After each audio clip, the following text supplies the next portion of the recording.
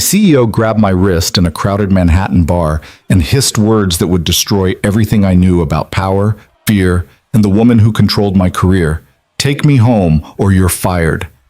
But this wasn't the Ice Queen power play I expected. Her hand trembled against my skin. Her eyes, those same eyes that had fired 3 people last month without blinking, were wild with something I'd never seen before. Terror. She wasn't threatening me. She was begging. And the man watching us from across the room was smiling like he'd already won. Stay with me until the end. Hit that like button and comment what city you're watching from so I can see how far this story travels. The thing about Friday nights in Manhattan is they all blur together until one doesn't. Noah Carter had been living in New York for 3 years, and he'd learned the rhythm. Leave the office by 7 if you could, meet your roommate at whatever bar was equidistant between convenience and atmosphere, drink exactly enough to forget the week, but not enough to ruin the weekend. It was a science, really. A careful calibration of alcohol and ambition that every 20-something in this city had mastered by their second winter. Tonight was supposed to be no different. The Crown and Anchor was packed, a sea of blazers and designer jeans, of calculated laughter and strategic networking disguised as friendship. Noah sat at the bar next to Marcus, his roommate and fellow survivor of the advertising trenches, nursing a bourbon that cost too much and tasted like smoke and regret. "You look like someone kicked your dog," Marcus said, signaling the bartender for another round. "I don't have a dog." "Metaphorically kicked your metaphorical dog?" Noah smiled despite himself. "Vivian rejected my campaign concept today. 3rd time this month. Didn't even look at it for more than 30 seconds before she said it lacked vision." Marcus winced. Ouch. The Ice Queen strikes again. Vivian Rowe, CEO of Sterling and Rowe, one of the most prestigious advertising agencies on the East Coast. She was a legend in the industry. A woman who'd built an empire before she turned 40, who'd bought out her misogynistic former partner and renamed the company with her name alone. She was brilliant, ruthless, and according to office legend, had once made a grown man cry during a pitch meeting just by raising one perfectly sculpted eyebrow. Noah both admired and feared her in equal measure. "She's not that bad," Noah said, though the words felt hollow even to him. "She made Jenny from accounts cry last week over a font choice. Jenny cries when her coffee order is wrong. Still." Marcus took a long drink. "You've got to admit the woman's terrifying. Beautiful, sure, like a glacier is beautiful right before it crushes your ship, but terrifying." Noah couldn't argue with that. Vivian Rowe was objectively stunning, tall, with sharp cheekbones that could cut glass, dark hair always pulled back in a severe bun, eyes the color of steel. She wore power suits like armor and heels that clicked against marble floors like a countdown to judgment. She was untouchable, unknowable, a force of nature wrapped in Armani. "I just want her to see that I'm capable of more than—" Noah's words died in his throat. Because she was here. Vivian Rowe was walking through the Crown and Anchor like a hurricane materializing in the middle of a garden party. But something was wrong. Everything was wrong. Her hair, that perfectly controlled dark silk, was coming loose from its pins, wisps falling around her face. Her blazer was buttoned incorrectly. Her eyes were scanning the crowd with an expression Noah had never seen on her face before.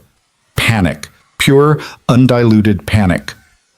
"Is that—" Marcus started. Noah didn't hear the rest, because Vivian's gaze locked onto his across the crowded bar, and she moved through the crush of bodies like a woman possessed. People stepped aside instinctively, sensing something feral in her approach. She reached him in seconds that felt like hours. Her hand closed around his wrist. Not gently, but desperately, fingers digging into his skin hard enough to leave marks. Up close, Noah could see things that shattered every assumption he'd ever made about Vivian Rowe. Her hands were shaking. There was a smudge of mascara beneath one eye. Her breath was coming in short, controlled bursts like she was physically holding herself together. She leaned in close, so close he could smell her perfume. Something expensive and floral that he'd caught hints of in elevators and boardrooms, but never this close, never this real. Her lips nearly brushed his ear. "Take me home," she whispered, her voice rough and raw in a way that made his stomach drop. "Or you're fired." Noah's brain short-circuited. This couldn't be happening. This couldn't be real. CEOs didn't proposition their junior employees in bars. Ice queens didn't tremble. Vivian Rowe didn't beg. But that's what this was. Underneath the threat, underneath the words that sounded like a power play, Noah heard it. Desperation. Fear. A woman using the only weapon she had left, his job, because she was out of all other options. What? He managed. Please. The word cracked on her lips, and Noah felt something fundamental shift in his understanding of the universe. Don't look behind me. Don't just stand up. Put your arm around me. Make it look like we're together, like I came here to meet you. Noah's mind raced. Every HR training, every warning about workplace relationships, every cautionary tale about CEOs who'd fallen from grace, all of it screamed at him to walk away, to politely extract himself from whatever nightmare scenario was unfolding. But he looked into her eyes, those steel gray eyes that had terrified him for 3 years, and saw something that made all the warnings evaporate. She was absolutely terrified. Okay, Noah heard himself say. Okay, just breathe. He stood up, hyper-aware of Marcus's stunned expression, of the eyes turning toward them, of the heat of Vivian's body as he wrapped an arm around her shoulders. She fit against him like she was made for it, tall even in her heels so that her head reached his shoulder. She pressed into him, and he felt her whole body trembling. Keep walking, she murmured against his chest, toward the door, slowly, like we're leaving together, like this is normal. Noah's feet moved on autopilot. The crowd parted around them, some people staring, others too drunk or too absorbed in their own dramas to notice. Vivian's fingers clutched the fabric of his shirt, holding on like he was a lifeline. They were halfway to the exit when Noah caught it, a man watching them from across the bar. He was tall, blonde, wearing a suit that probably cost more than Noah's monthly rent. Handsome in that sharp, calculated way that usually came with trust funds and prep school credentials. But it was his expression that made Noah's skin crawl. A smile that was all teeth and cruelty, satisfaction dripping from every perfectly symmetrical feature. And next to him, draped over his arm like an accessory, a woman who couldn't have been older than 23, stunning and oblivious, laughing at something he'd just whispered in her ear. Vivian's grip on Noah tightened painfully. Don't look at him, she hissed. Don't give him the satisfaction. But Noah was already putting the pieces together. The terror in Vivian's eyes, the way she'd materialized in this specific bar. The man watching them with that knowing, victorious smile. This wasn't about work. This was personal. The cold Manhattan air hit them like a slap as they pushed through the door. Vivian immediately stepped away from Noah, putting distance between them, her arms wrapping around herself. They stood on the sidewalk while Friday night chaos swirled around them. Taxis honking, people laughing, the city humming with its usual indifferent symphony. For a long moment, neither of them spoke. Vivian's chest rose and fell with deep breaths, her eyes closed, her professional mask trying desperately to reassemble itself. Noah watched the transformation, the way she straightened her spine, adjusted her blazer, smoothed back the loose strands of hair with shaking fingers. Ms. Rowe, he started. Don't. Her voice was sharp again, cutting. The Ice Queen returning from whatever hell she'd just escaped. Don't say anything. Don't. Her voice cracked. Just don't. Noah shoved his hands in his pockets, uncertain. Every instinct told him to ask if she was okay, to offer help, to do something. But this was still Vivian Rowe, still his CEO, still the woman who could destroy his career with a single word. I'm sorry, she said finally, and the words sounded like they were being torn from her throat. That was inappropriate, unprofessional. I shouldn't have. She laughed, a brittle sound that had nothing to do with humor. I shouldn't have threatened your job. That was unconscionable. Who was he? Noah asked quietly. Vivian's eyes snapped to his, fierce and warning. No one. Nothing. It doesn't matter. It clearly matters. It doesn't. She straightened to her full height, and for a moment Noah saw the woman from the boardroom again, imperious, untouchable. This conversation never happened. You were never here. We never... She gestured vaguely between them. This doesn't exist. Noah should have agreed. should have nodded and gone back inside, returned to Marcus and his bourbon and his simple Friday night. Instead, he said, "He looked like he was trying to hurt you." Vivian's composure cracked again, just for a second, a flash of pain so raw it made Noah's chest ache. "He already did," she whispered. Then louder, forceful. "Go back inside, Mr. Carter. Forget this happened. On Monday, everything will be normal. We'll be professional. This..." She waved her hand, encompassing the sidewalk, the moment, the terrifying vulnerability she'd shown. "This was an aberration. It won't happen again." She turned to walk away, her heels clicking against concrete.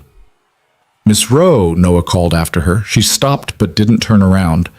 "Are you going to be okay?" Her shoulders tensed. For a moment, Noah thought she might ignore him entirely. Then, so quietly, he almost missed it. "I don't know." And she was gone, disappearing into the flow of pedestrians, swallowed by the city that had made her and might now break her. Noah stood alone on the sidewalk for a long time after she left, trying to reconcile the woman he'd just held, trembling and desperate and so thoroughly human, with the legend he'd worked for. Trying to make sense of a world where Vivian Rowe could be afraid. When he finally went back inside, Marcus was waiting with wide eyes and a fresh bourbon. "What the hell was that?" Marcus demanded. Noah took the drink and downed half of it in one burning swallow. "I have no idea," he said, but he knew one thing with absolute certainty. Monday morning, when he walked into Sterling and Rowe, everything would be different. Not because Vivian had said so, because he'd seen behind the mask. He'd felt her fear, her desperation, her humanity. And you couldn't unsee something like that. You couldn't unknow the trembling fingers of a woman the world thought was made of ice. "Boys?" The weekend passed in a blur of anxiety and confusion. Noah tried to work on his portfolio, tried to enjoy Saturday brunch with Marcus, tried to do anything that might distract him from replaying those few minutes on the sidewalk. But Vivian's voice kept echoing in his head. "Take me home or you're fired." The desperation underneath the threat. The way she'd clung to him like he was the only solid thing in a world that had suddenly become quicksand. Marcus, to his credit, didn't press for details. He'd seen enough to know that whatever had happened was bigger than office gossip, stranger than their usual Friday night adventures. "You're being weird," Marcus observed on Sunday evening, watching Noah pace their small living room for the 15th time. "I'm not being weird. You've reorganized the bookshelf 3 times. You alphabetized our cereal. You're being weird." Noah stopped pacing. "If you saw someone you respected in trouble, I mean really in trouble, would you just forget about it because they told you to?" Marcus considered this, his expression uncharacteristically serious. "Depends. Is this someone actually asking for help, or are they asking to be left alone?" "I don't know. Both, maybe?" "Then you respect their wishes and stay ready in case they change their mind." Marcus stood up, clapped a hand on Noah's shoulder. "Look, I don't know what happened with Rowe on Friday, but that woman didn't become a CEO by being helpless. If she needs help, she'll ask. Your job is to not make it weird at work." Sound advice. Noah repeated it to himself like a mantra as he rode the subway Monday morning, as he walked through the gleaming glass doors of Sterling and Rowe, as he settled at his desk in the creative department's open plan office. Don't make it weird. Act normal. She said it never happened, so it never happened. He made it until 10:30 before his phone buzzed with a message that made his heart stop. "My office. Now.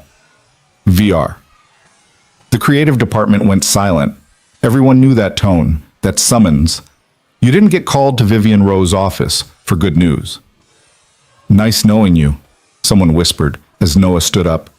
His legs felt like water as he crossed the floor toward the executive wing. The elevator ride to the top floor took forever and no time at all. The CEO's suite was all glass and steel and intimidation, floor-to-ceiling windows overlooking Manhattan, modern art that probably cost more than Noah's student loans, and a receptionist who looked at him like he was tracking mud on pristine white carpet. "She's expecting you," the receptionist said, her voice dripping with the kind of pity usually reserved for condemned prisoners. Noah knocked once on the heavy door. "Come in," Vivian's voice, controlled, professional. No hint of the woman from Friday night. He stepped inside. Vivian sat behind a desk that looked like it had been carved from a single piece of black marble. She was perfect again. Hair in its severe bun, makeup flawless, wearing a charcoal suit that screamed power and money. Everything about her posture said CEO.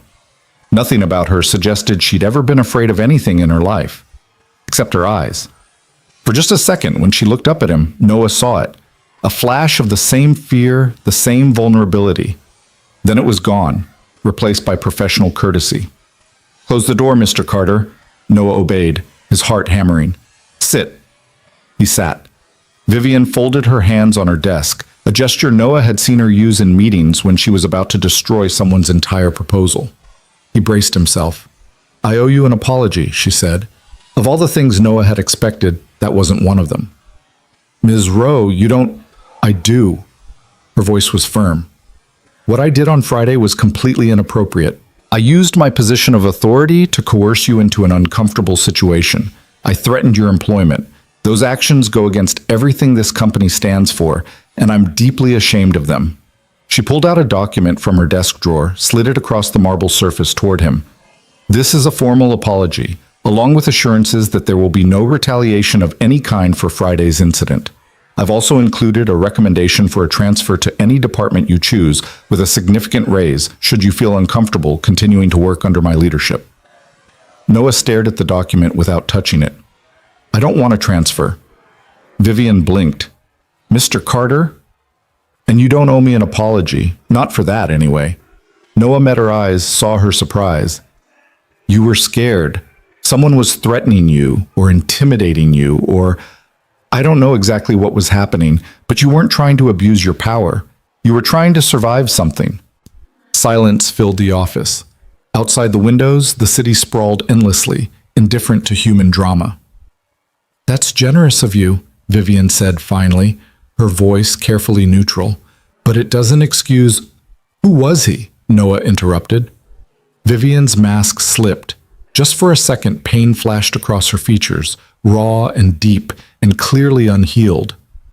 "That's not relevant to—" "It's completely relevant." Noah leaned forward. "Look, I get it. You're the CEO, you're supposed to be invincible. But what I saw on Friday, that wasn't a power trip. That was someone in genuine distress. And He paused, choosing his words carefully. "I'd like to help. If you'll let me." Vivian laughed, but there was no humor in it. "You can't help with this, Mr. Carter. This isn't a campaign that needs a creative solution. This is my personal life, which I've worked very hard to keep separate from this company." "Then why am I here?" The question hung in the air between them. Vivian stood up, walked to the window.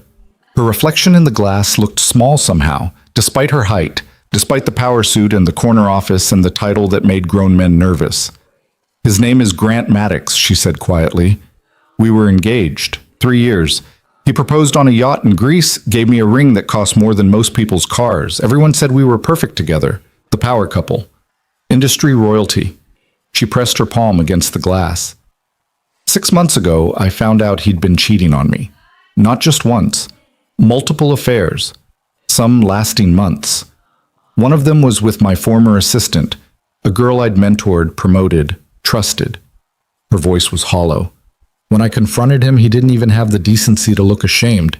He said I was too focused on my career, that I was cold, that he needed someone who could make him feel wanted. Noah felt anger coiling in his chest. "That's predictable?" Vivian turned from the window. "That's what my therapist calls it.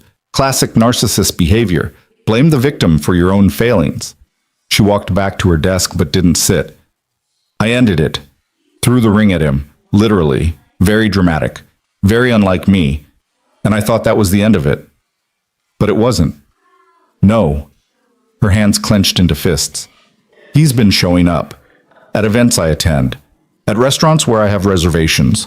Always with a different woman, always younger, always making sure I see them. Making sure I know he's moved on. That he's happy. That leaving me was the best thing that ever happened to him." "That's harassment," Noah said flatly. "That's New York," Vivian corrected. "We run in the same circles, attend the same galas. Our companies work with the same clients. I can't prove he's doing it deliberately, and even if I could, what would I do?" Take out a restraining order? The headlines would destroy me. Bitter CEO can't handle X moving on. Ice Queen cracks.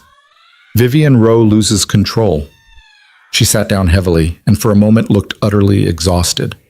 I've worked for 20 years to build this company, to earn respect in an industry that still thinks women belong in creative, not leadership. I can't let him take that from me. I can't let anyone see me as... She gestured vaguely at herself. Weak. Noah understood then. The mask wasn't just for show, it was survival. In a world that would tear her apart for showing emotion, Vivian Rowe had learned to become ice, and Grant Maddox had found the one crack in that armor. He'd made her feel humiliated, vulnerable, afraid, and he was exploiting it. So on Friday, Noah said slowly, when you saw him at the bar, I panicked, completely, thoroughly panicked. I couldn't face him alone again, couldn't stand there while he paraded his latest conquest like... She stopped, took a breath. You were there. You're, forgive me, irrelevant enough that people wouldn't question it, junior enough that you'd be too afraid to refuse. I thought I could use you as a shield, just for a moment, just to get out of there without giving him the satisfaction of seeing me run. Irrelevant, Noah repeated, a small smile tugging at his lips despite everything. That's accurate, actually. Vivian's expression softened slightly. I am sorry for all of it. The threat, the manipulation, dragging you into my mess. Apology accepted, but I still want to help. There's nothing... Actually, Noah interrupted. There might be. Vivian raised an eyebrow, the expression that usually preceded someone getting eviscerated. But there was curiosity there too. Noah took a breath, committing to the insane idea forming in his head. How many of these events do you have coming up? The kind where Grant might show up? Too many. There's a client dinner Thursday, a charity gala next week, the industry awards in 2 weeks. Why? Because you were right about using me as a shield, except you went about it wrong. Noah leaned forward. You threatened me, which made it coercion, made it feel wrong. But what if, and hear me out, what if you asked instead? Vivian stared at him. Asked you to what exactly? To be your date, your fake boyfriend, your very public, very visible relationship that shows Grant Maddox exactly how little you care about him anymore. The words sounded insane out loud. Noah waited for Vivian to laugh, to dismiss him, to have security escort him out. Instead, she went very still. You're serious, she said, completely. Think about it. You show up to these events with someone on your arm, someone who's clearly into you, someone who makes you smile. It takes away Grant's power. He can't humiliate you if you look happy. He can't win if you've already moved on. Mr. Carter, that's Noah. If we're going to fake date, you should probably call me Noah. Vivian shook her head. This is a terrible idea. The complications alone, HR would have a field day. And if anyone found out it was fake, who would know? We work together. We have plausible proximity. I'm young enough that people would think you're having a midlife crisis, but old enough that it's not creepy. And Noah paused, making sure she understood this part. I volunteer. No threats, no coercion. Just one person helping another get through a difficult situation. Vivian studied him for a long moment. Noah could practically see her brilliant mind analyzing every angle, every risk, every potential disaster. Why would you do this? She asked finally. You barely know me, and what you do know, by your own colleague's admission, is that I'm terrifying. Noah considered his answer carefully. Friday night, I saw something most people never see. I saw you as human, fallible, afraid. And he searched for the right words. I spent 3 years being intimidated by you, by your success, your brilliance, your absolute certainty. But now I know the truth. You're not invincible. You're just incredibly good at pretending to be. And that's actually more impressive. Vivian's eyes glistened. She blinked rapidly, and the moment passed. The client dinner is Thursday, she said, her voice steady again. 7 p.m. The Ashford Room. I'd need you in a proper suit, which I'll provide. You'd need to know basic information about me, background, preferences, how we supposedly met. We'd need our story straight. Noah's heart leapt. So you're saying, I'm saying I'll consider it, on several conditions. Vivian held up a finger. 1. This arrangement is strictly professional and temporary. It ends when the grant situation resolves itself. 2. Absolute discretion.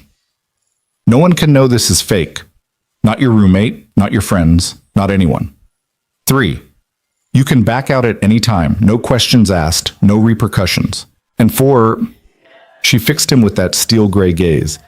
You tell me right now if you have any ulterior motives. Because if this is some elaborate scheme to sleep with your CEO or leverage this for advancement, I will destroy you so thoroughly you'll never work in this industry again. Noah met her eyes without flinching. No ulterior motives, no agenda. Just call it human decency. Human decency, Vivian repeated as if testing the words. Then, surprising them both, she smiled. A real smile, small but genuine. That's refreshingly naive, Mr. Carter. Noah. Noah. She extended her hand across the desk. If we're going to do this, we do it right. Professional, convincing, no half measures. Noah took her hand. Her grip was firm, cool, steady. Deal, he said. And just like that, Noah Carter, junior creative, perpetually overlooked, professionally irrelevant, became the fake boyfriend of the most powerful woman in advertising. He had no idea what he'd just signed up for. But looking at Vivian's face, the relief softening the sharp edges, the gratitude she was trying so hard to hide, Noah thought maybe, just maybe, this insane plan might actually work, or it would explode spectacularly and take his entire career down with it. Monday afternoon passed in a surreal haze. Noah returned to his desk in the creative department, where his colleagues immediately swarmed with questions he couldn't answer.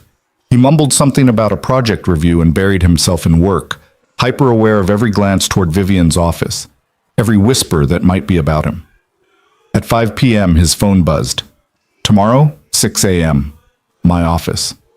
Come prepared to take notes. VR6 in the morning. Noah groaned, but he was committed now.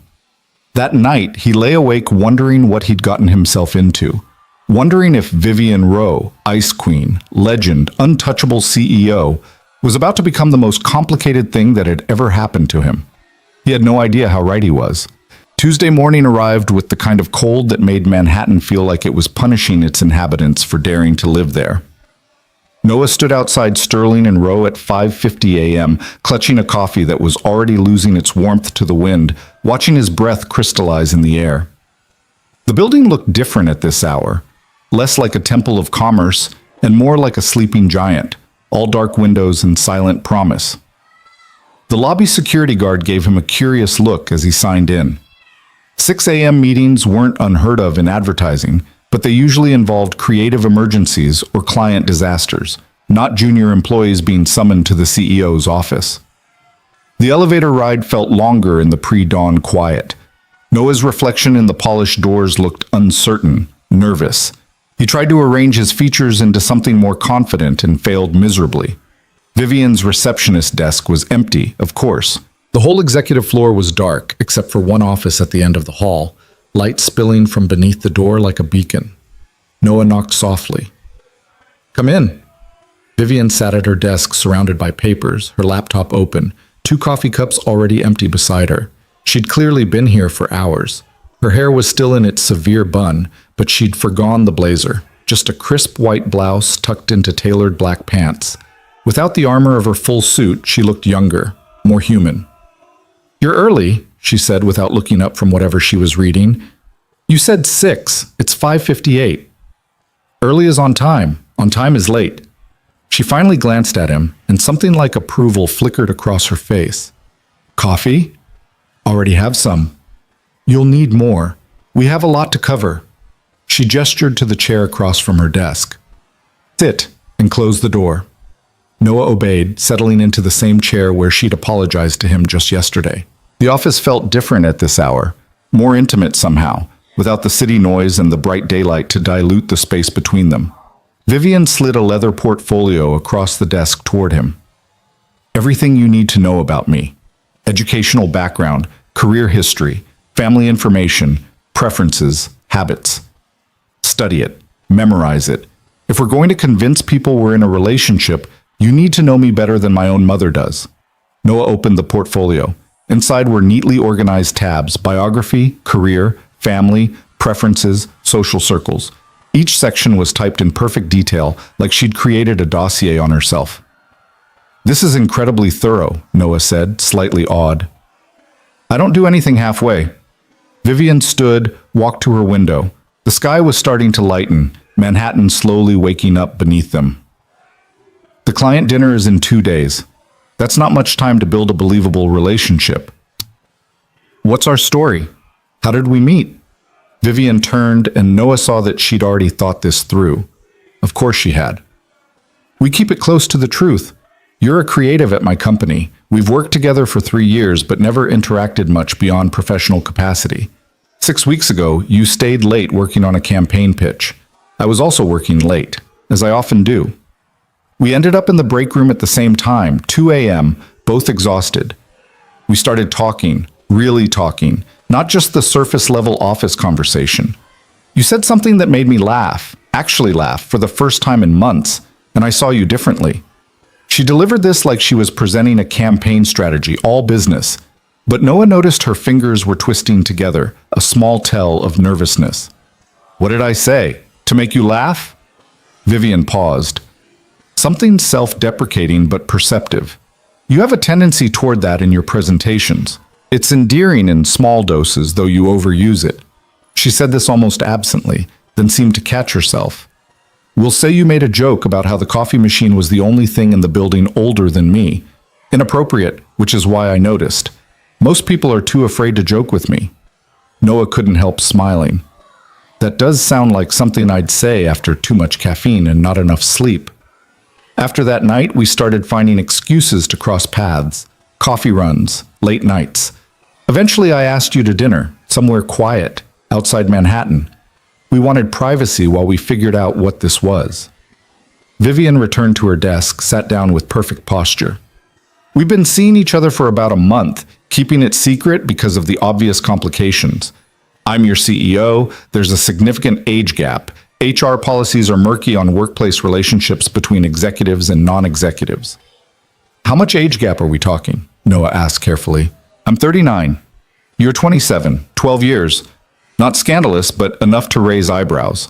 She met his gaze directly. "Does that bother you?" "Should it?" "Some people will assume I'm having a midlife crisis, that I'm using you, that you're using me for career advancement. We need to be prepared for those assumptions." Noah leaned back in his chair, studying her. In the growing morning light, he could see the fine lines around her eyes, the slight shadows beneath them that makeup usually hid.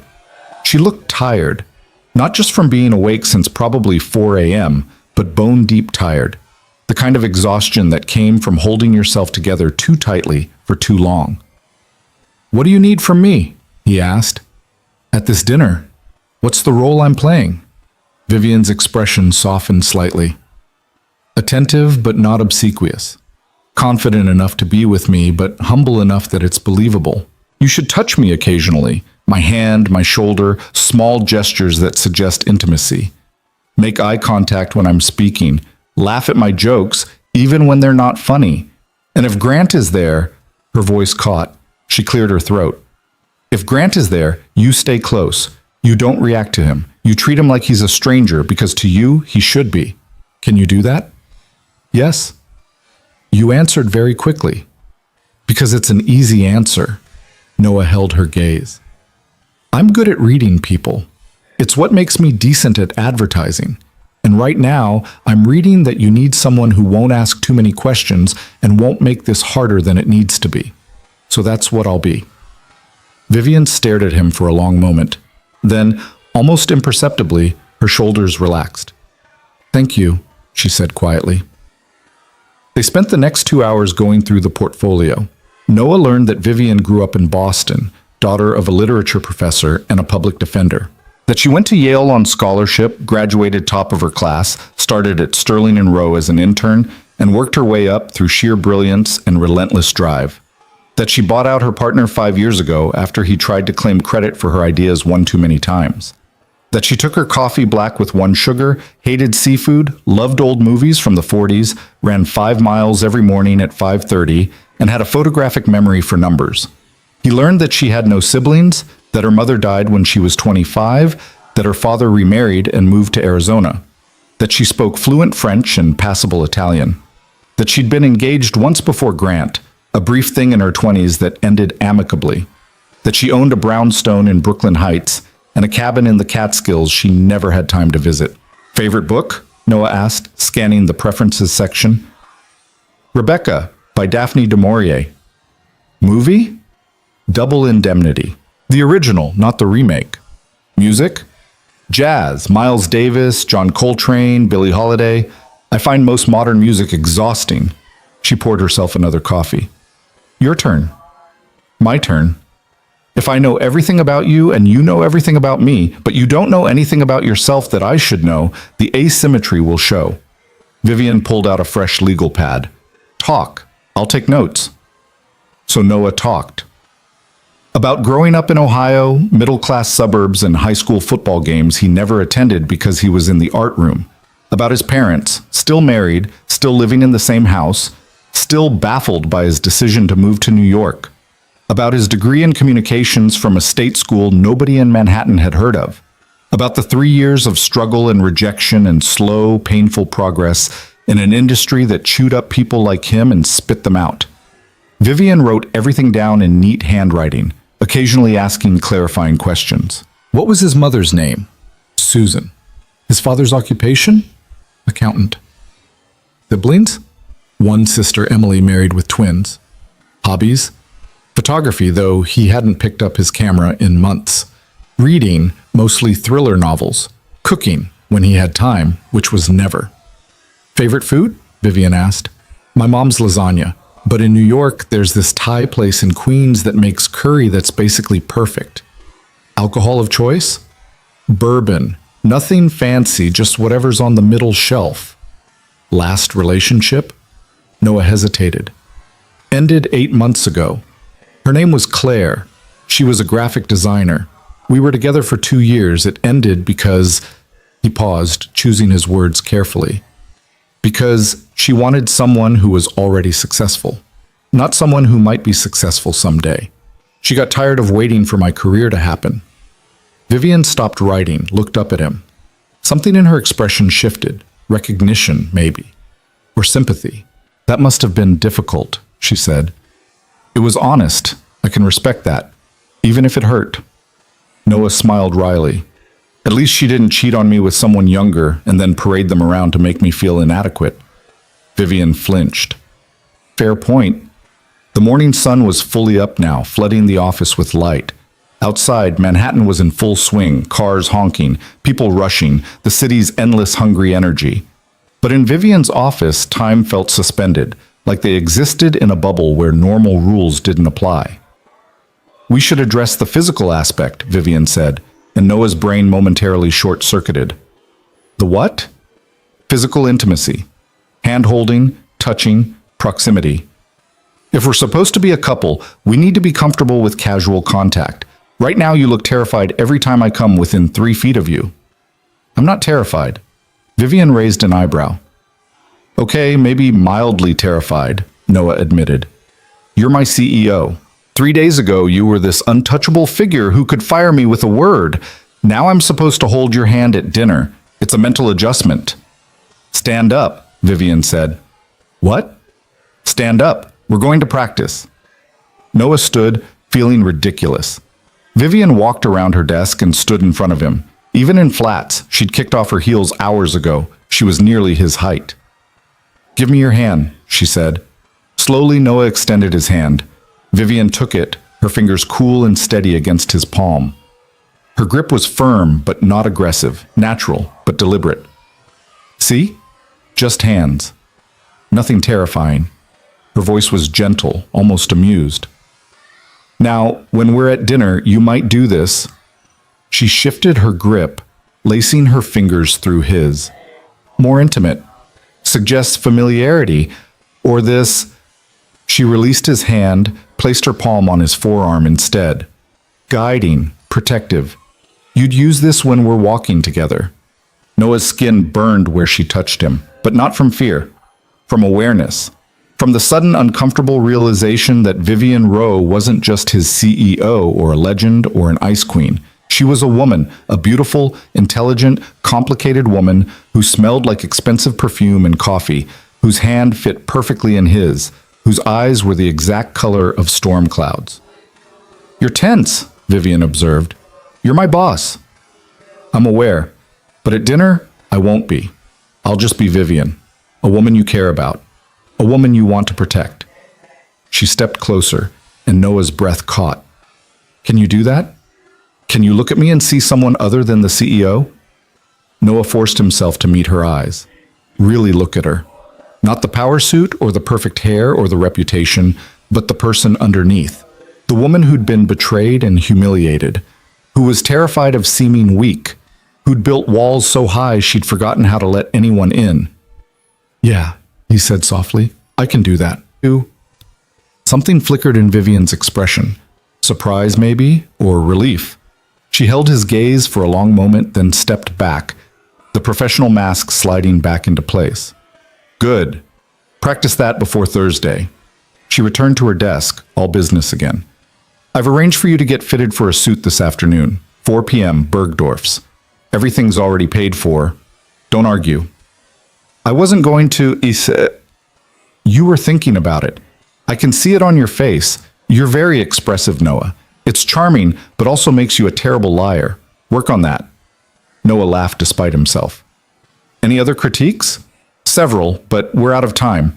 I have a 9 a.m. meeting, and you should actually do some work today so people don't get suspicious about why you were here at 6 in the morning." She walked him to the door. "Between now and Thursday, we don't interact more than usual. No sudden lunch meetings, no extended conversations in hallways. We maintain the pretense that nothing has changed. Until Thursday." "Until Thursday." Vivian opened the door, then paused. "Noah?" "Yeah?" "If at any point this becomes too much, if you want out, you just have to say so. No judgment, no consequences. I mean that." Noah studied her face, saw the sincerity there, the fear that he'd realize what he'd signed up for, and run. "I'm not going anywhere," he said. Vivian nodded once, then closed the door between them. Noah made it back to his desk in a daze. Marcus wasn't in yet. No one was. So he sat in the quiet creative department and tried to process what had just happened. He'd spent 2 hours learning everything about Vivian Rowe. He'd held her hand. He'd looked into her eyes and seen past the legend to the lonely, hurt woman underneath. And in 2 days, he was going to walk into a room full of advertising executives and pretend to be in love with her. His phone buzzed. A text from Vivian. "Don't forget, Bergdorf's, 4 p.m. Wear the navy suit they pick out. Burn whatever you were planning to wear." Despite everything, Noah smiled. The next 2 days passed in a blur of normalcy and surreal preparation. At work, nothing changed. Vivian remained the ice queen, critiquing presentations with surgical precision, making grown men sweat during status meetings. Noah remained invisible, churning out concepts that got rejected more often than not. But Tuesday evening, Noah stood in Bergdorf Goodman while a tailor with Italian accent and measuring tape treated him like a mannequin. The suit they assembled cost more than 3 months of his rent. Midnight navy, perfectly tailored, with a crisp white shirt and a tie that Vivian had apparently selected herself. When Noah looked in the mirror, he barely recognized the man staring back. He looked successful, confident, like someone who belonged on Vivian Rowe's arm. Wednesday night, Noah couldn't sleep. He lay awake running through details. Her favorite movie, her mother's name, the story of their fake first kiss that Vivian had texted him at midnight. They'd supposedly kissed in her office after everyone else had gone home during one of their late-night conversations. She'd leaned across her desk to point at something on his laptop, and he'd turned at the same moment, and suddenly they were close enough to feel each other breathe. He'd asked if he could kiss her. She'd said yes. It had been soft, tentative, perfect.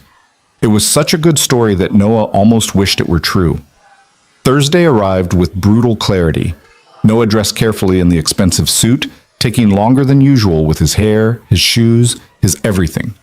Marcus watched with confused amusement. "You have a date?" Marcus asked.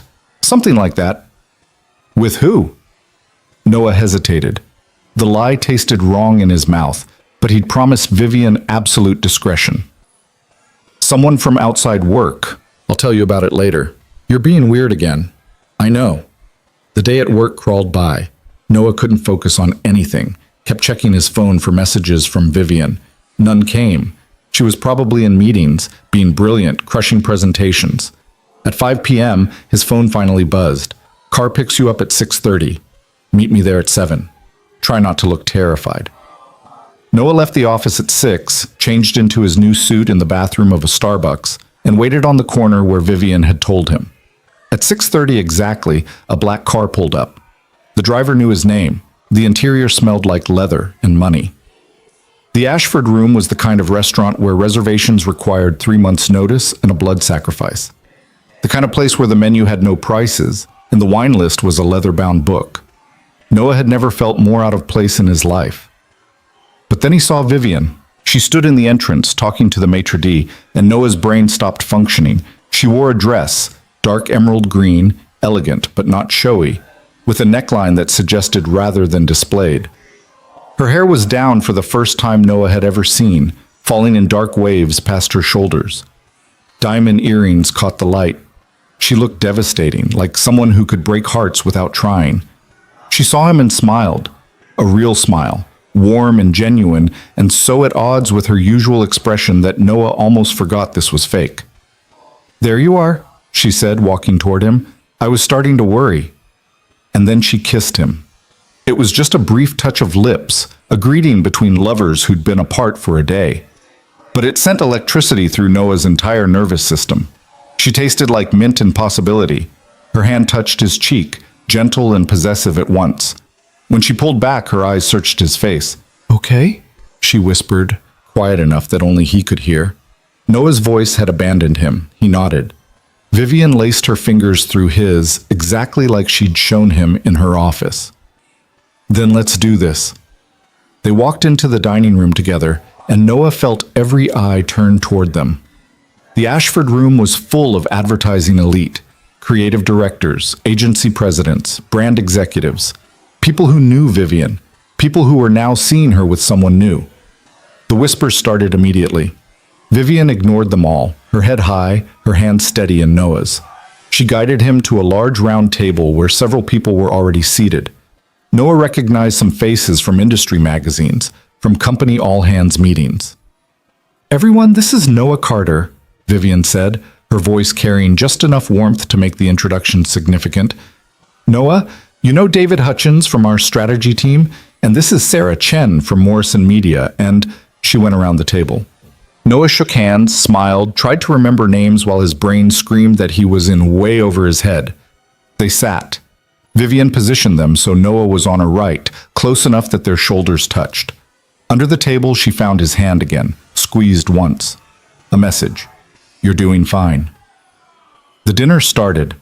Wine was poured, appetizers arrived, conversation flowed around topics Noah could barely follow: client portfolios, industry acquisitions, the politics of advertising awards. Vivian participated effortlessly, her brilliant mind on full display, while somehow also making it clear through small gestures that Noah was important to her. A hand on his arm when she laughed. A glance seeking his opinion. Her body angled toward his even when speaking to others. Noah played his part. He was attentive, but not fawning. He asked intelligent questions when appropriate. He let Vivian shine while making it clear through his gaze that he was mesmerized by her. And somewhere around the second course, Noah realized he wasn't entirely acting. Then Grant Maddox walked into the restaurant. Noah felt Vivian go rigid beside him. Her hand, which had been resting on his knee under the table, suddenly gripped hard enough to hurt. Grant looked exactly like he had in the bar. Tall, blonde, expensive suit, megawatt smile. But tonight, he wasn't alone. The woman on his arm was different from Friday's conquest, younger if possible, wearing a dress that was more suggestion than fabric. And Grant's eyes swept the room with predatory intent until they landed on Vivian's table. His smile widened. He was walking toward them. "Vivian," Noah said quietly, leaning close. Look at me. She turned, her eyes wide with panic barely concealed. You're brilliant, Noah whispered. You're powerful. You're sitting here with people who respect you, at a table you earned through talent and hard work. And he's just a man who never deserved you. So breathe, and let me handle this. Something in Vivian's expression shifted. The panic receded, replaced by surprise, and then something fiercer. She nodded once. Grant reached their table just as Noah placed his hand on Vivian's cheek and leaned in to kiss her temple, a gesture of casual intimacy that said, "She's mine," without words. "Vivian," Grant said, his voice smooth as silk and twice as fake. "What a surprise!" Vivian turned, and the mask was perfect. Cool, professional, utterly unbothered. "Grant, I didn't know you'd be here." "Neither did I until an hour ago. Last-minute invitation from the Morrison media folks." He gestured to his date. "This is Amber." "Amber, this is Vivian Rowe, an old friend." "An ex," Vivian corrected pleasantly. "Let's be accurate. Grant and I were engaged. It didn't work out. These things happen." Grant's smile tightened. "Right, and you are?" He looked at Noah like he was an interesting insect. Noah stood, extending his hand with just enough confidence to be believable. "Noah Carter. Nice to meet you." "Noah works at my company," Vivian added. Among other things, the way she said it, the small smile playing at her lips, suggested exactly what those other things were. Grant's handshake was aggressive, trying to assert dominance. Noah held firm, refused to wince. "How long has this been going on?" Grant asked, still smiling, but his eyes were cold. "Long enough," Vivian said before Noah could answer. She reached up, took Noah's hand, pulled him gently back to his seat. "We should let you get to your table, Grant. Enjoy your dinner." It was a dismissal, polite but absolute. Grant stood there for a moment too long, his date looking confused, clearly sensing tension she couldn't identify. Then he nodded once. "Of course. Good to see you, Vivian. You look well."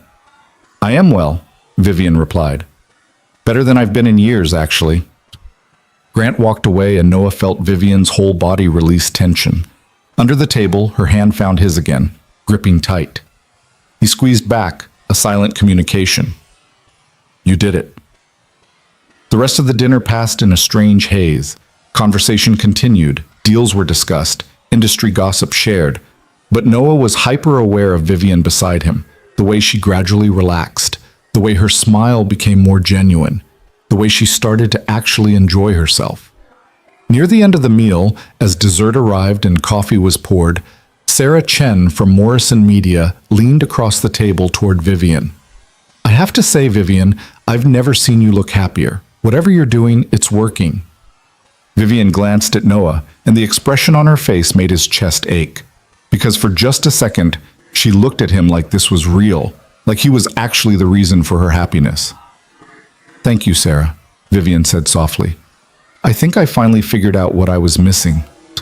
The evening ended around 10.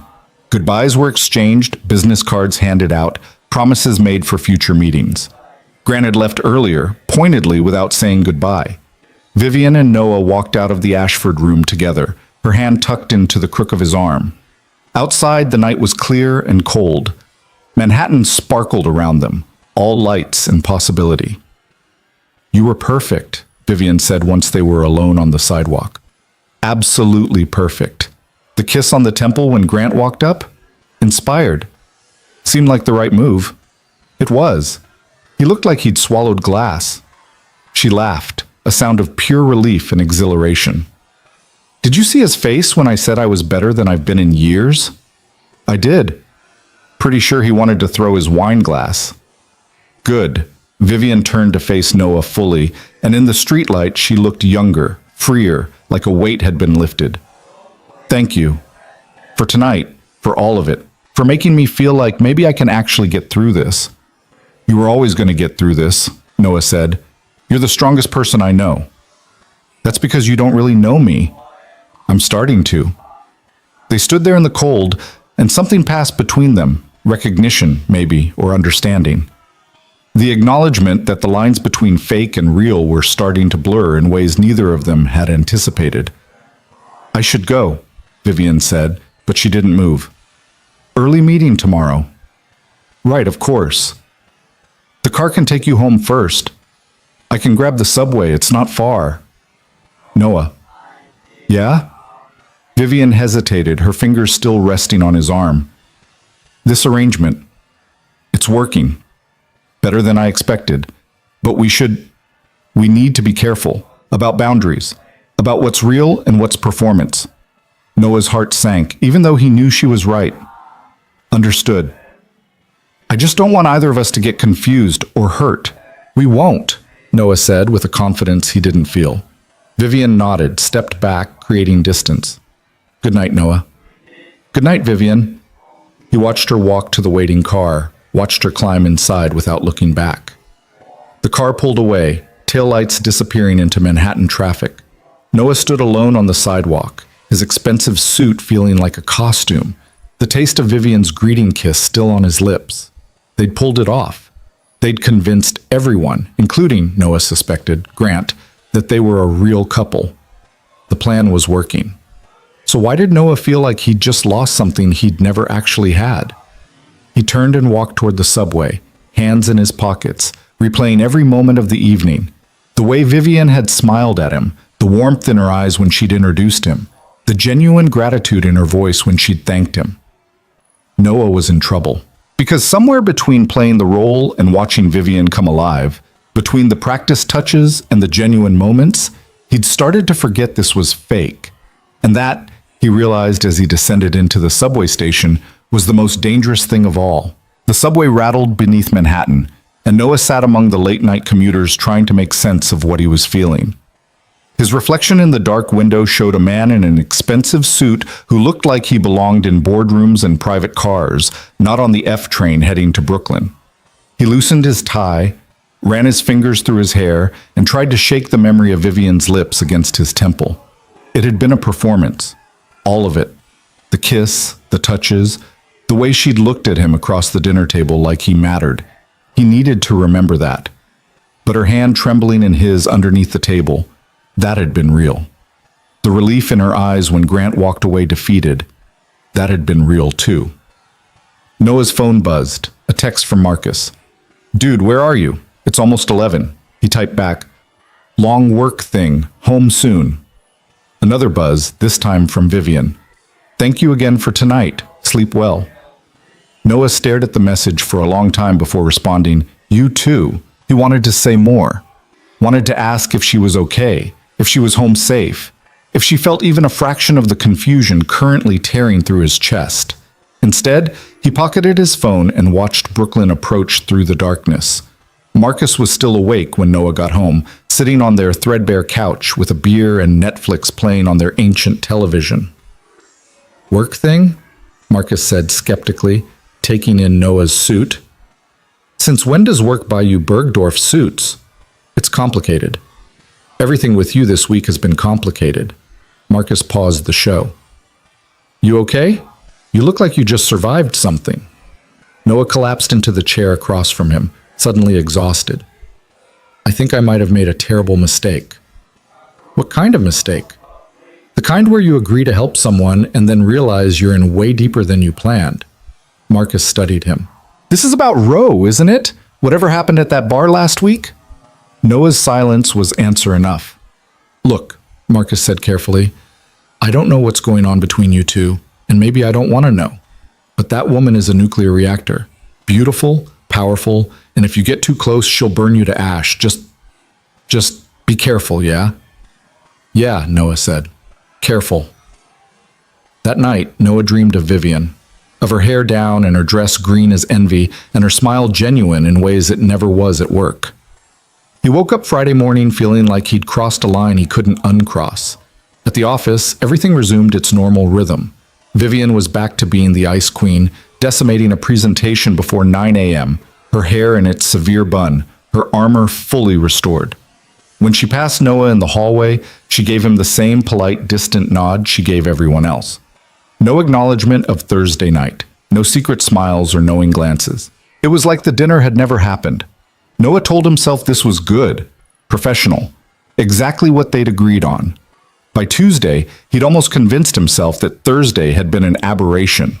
That the charity gala next week would be just another performance, nothing more. Then Vivian summoned him to her office again. It was late afternoon, the kind of gray November day where Manhattan looked like it was considering giving up on color entirely. Noah knocked on her door with the same nervous energy he'd had 2 weeks ago, though for entirely different reasons now. "Come in." Vivian stood at her window, silhouetted against the dying light. She'd kicked off her heels again, and without them she looked smaller somehow, more human. "Close the door," she said without turning around. Noah obeyed, his heart hammering stupidly. "We need to talk about the gala," Vivian said. "It's bigger than the dinner, more visibility, more press, more opportunity for things to go wrong. Okay? It's black tie. I'll have a tux sent to you by Wednesday. We'll arrive together this time. The car will pick you up at 7. The event starts at 8, but we'll be fashionably late. 9:15, maybe 9:30. She was all business, reciting details like battle plans, but she still hadn't turned around. "Grant will definitely be there," she continued.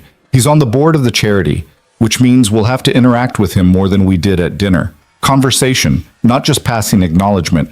Can you handle that?" "Of course."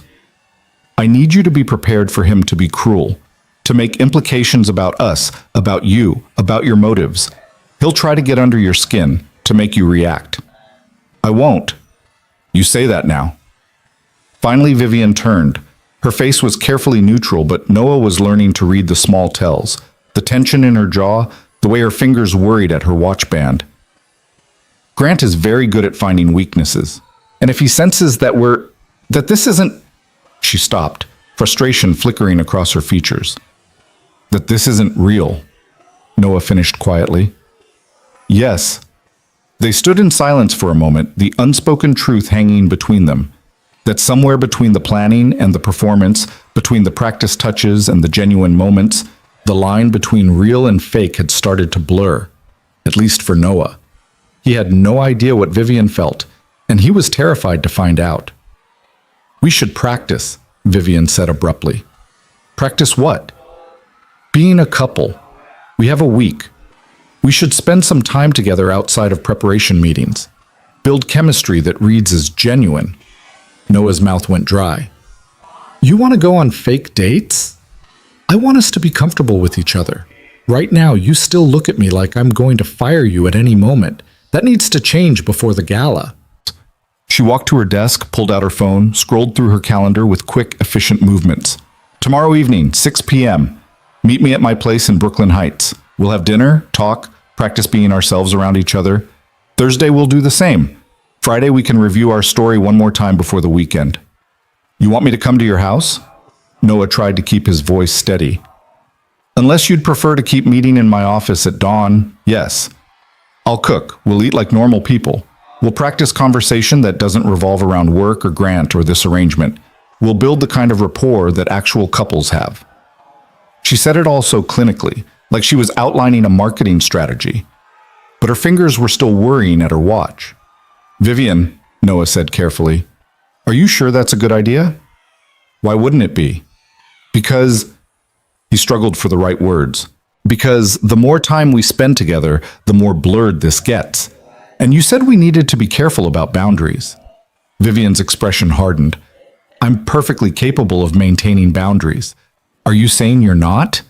"No, I'm saying that spending intimate evenings at your house might make it harder to remember what's real and what's performance." "For you or for me?" The question hung in the air like a challenge. Noah met her gaze, saw something dangerous flickering there. Vulnerability wrapped in defensiveness, fear masquerading as control. "For both of us," he said quietly. Vivian turned away, her shoulders rigid. When she spoke again, her voice was softer. "You're right, it's a risk, but the bigger risk is showing up to the gala and having everyone see through us because we're too stiff, too rehearsed. I need this to be believable, Noah. I need Grant to see me happy and moved on and completely indifferent to his existence. And right now, we're not quite there yet." She was right. Noah knew she was right. Thursday's dinner had been good, but there had been moments of awkwardness, beats where they'd both been too aware of performing. "Okay," Noah said. "Wednesday through Friday, your place. We practice being real." Vivian nodded, some of the tension leaving her frame. "I'll text you the address." Wednesday evening found Noah standing outside a pristine brownstone in Brooklyn Heights, holding a bottle of wine he'd agonized over for 20 minutes at the store and feeling completely out of his depth. The neighborhood was the kind of beautiful that came with family money or serious success.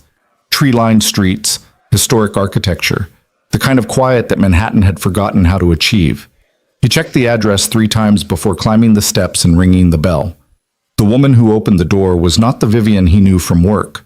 Her hair was down, loose waves falling past her shoulders. She wore jeans, actual jeans, and a soft gray sweater that looked cashmere and expensive, but also comfortable. No makeup except a touch around her eyes. Bare feet. She looked younger, softer, completely, devastatingly beautiful in a way that made Noah forget how to breathe.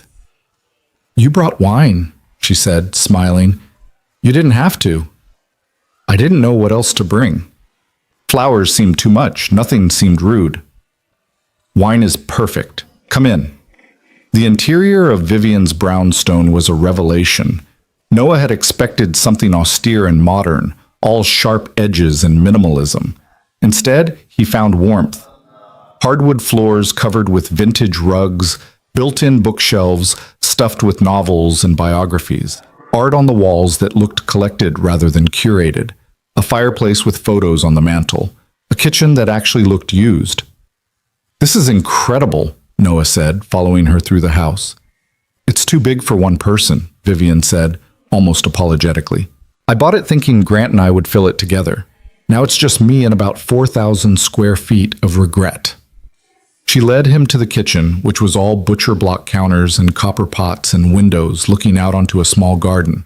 Something smelled amazing: garlic, herbs, wine. "You're actually cooking," Noah observed. "I said I would. Did you think I was lying? I thought you'd have it catered and pretend."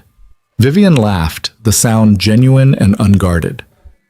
"I'm many things, Noah, but I'm not a liar about food. Cooking is one of the few things I do that has nothing to do with work or success or maintaining an image. It's just for me." She handed him a glass of wine, not the bottle he'd brought, but something older and probably more expensive from her collection. "Sit," she instructed, gesturing to a stool at the kitchen island. "Talk to me. Tell me something I don't know about you." Noah sat, watching her move around the kitchen with the same confidence she had in boardrooms. She stirred something on the stove, checked the oven, chopped fresh basil with quick, precise movements. "What do you want to know?" "Anything, everything. We know the facts about each other, but facts aren't intimacy.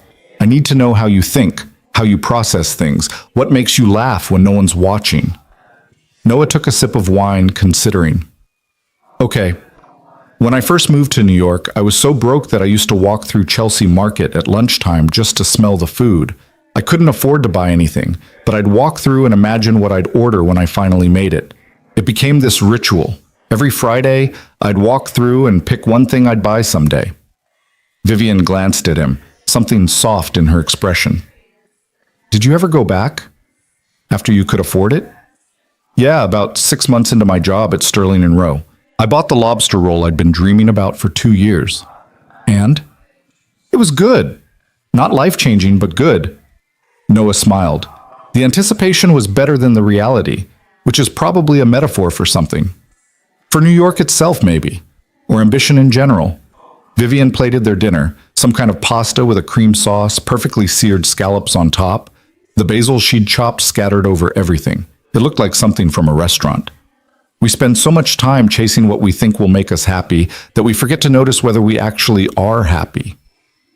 They ate at her dining table, which was smaller than the formal one Noah glimpsed in another room, clearly the one she actually used. The food was incredible, and Noah said so repeatedly until Vivian laughed and told him to stop. "You sound surprised that I can cook." "I am surprised. You're good at everything else. It seems unfair that you're good at this too." "I'm not good at everything." Name one thing you're bad at." Vivian was quiet for a moment, twirling pasta on her fork. "Relationships, apparently. Trusting people. Letting my guard down, asking for help." She met his eyes. "Should I keep going?" The vulnerability in her voice made Noah's chest ache. "Those aren't things you're bad at. Those are things that are hard." Same result? Not really. Being bad at something means you lack the ability. These are things you've trained yourself not to do because the world punished you for them. Vivian set down her fork, studying him with an expression Noah couldn't quite read. How did you get so perceptive? Grew up quiet. Learn to watch instead of talk. You see a lot when you're not busy performing. Is that what I do? Perform? Isn't it what we all do? Noah leaned back in his chair. You perform the Ice Queen because it keeps people from seeing the parts of you that could get hurt.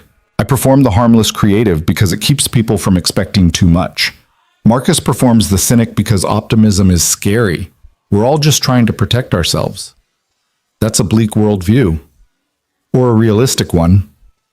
They finished dinner talking about everything and nothing. Books they'd read, movies they loved, places they wanted to travel but never had time for.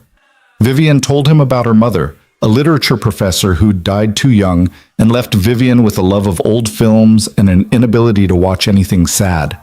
Noah told her about his sister's wedding, how he'd been so focused on work he'd almost missed it, how that had been the moment he realized he was becoming someone he didn't like. The conversation flowed easier than it had any right to, punctuated by laughter and wine refills and the kind of comfortable silences that usually took months to build. Around 10, they moved to her living room. Vivian built a fire in the fireplace while Noah examined the photos on the mantel. Vivian as a child with her mother, both laughing. Vivian at her Yale graduation, looking fierce and proud. Vivian at various company events, always polished, always perfect. One photo was face down. "Grant," Vivian said, noticing where Noah's attention had landed. "I keep meaning to throw it away, but I haven't gotten around to it." "Why not?" She settled onto the couch, tucking her feet under her. "Because part of me is still angry, and if I throw it away, I'm admitting he doesn't matter anymore. Which means admitting I wasted 3 years on someone who never deserved them. Which means admitting I was wrong. And I hate being wrong." Noah sat beside her, careful to leave space between them. "You weren't wrong. He was. There's a difference." "Is there?" Vivian stared into the fire. "I'm supposed to be brilliant at reading people.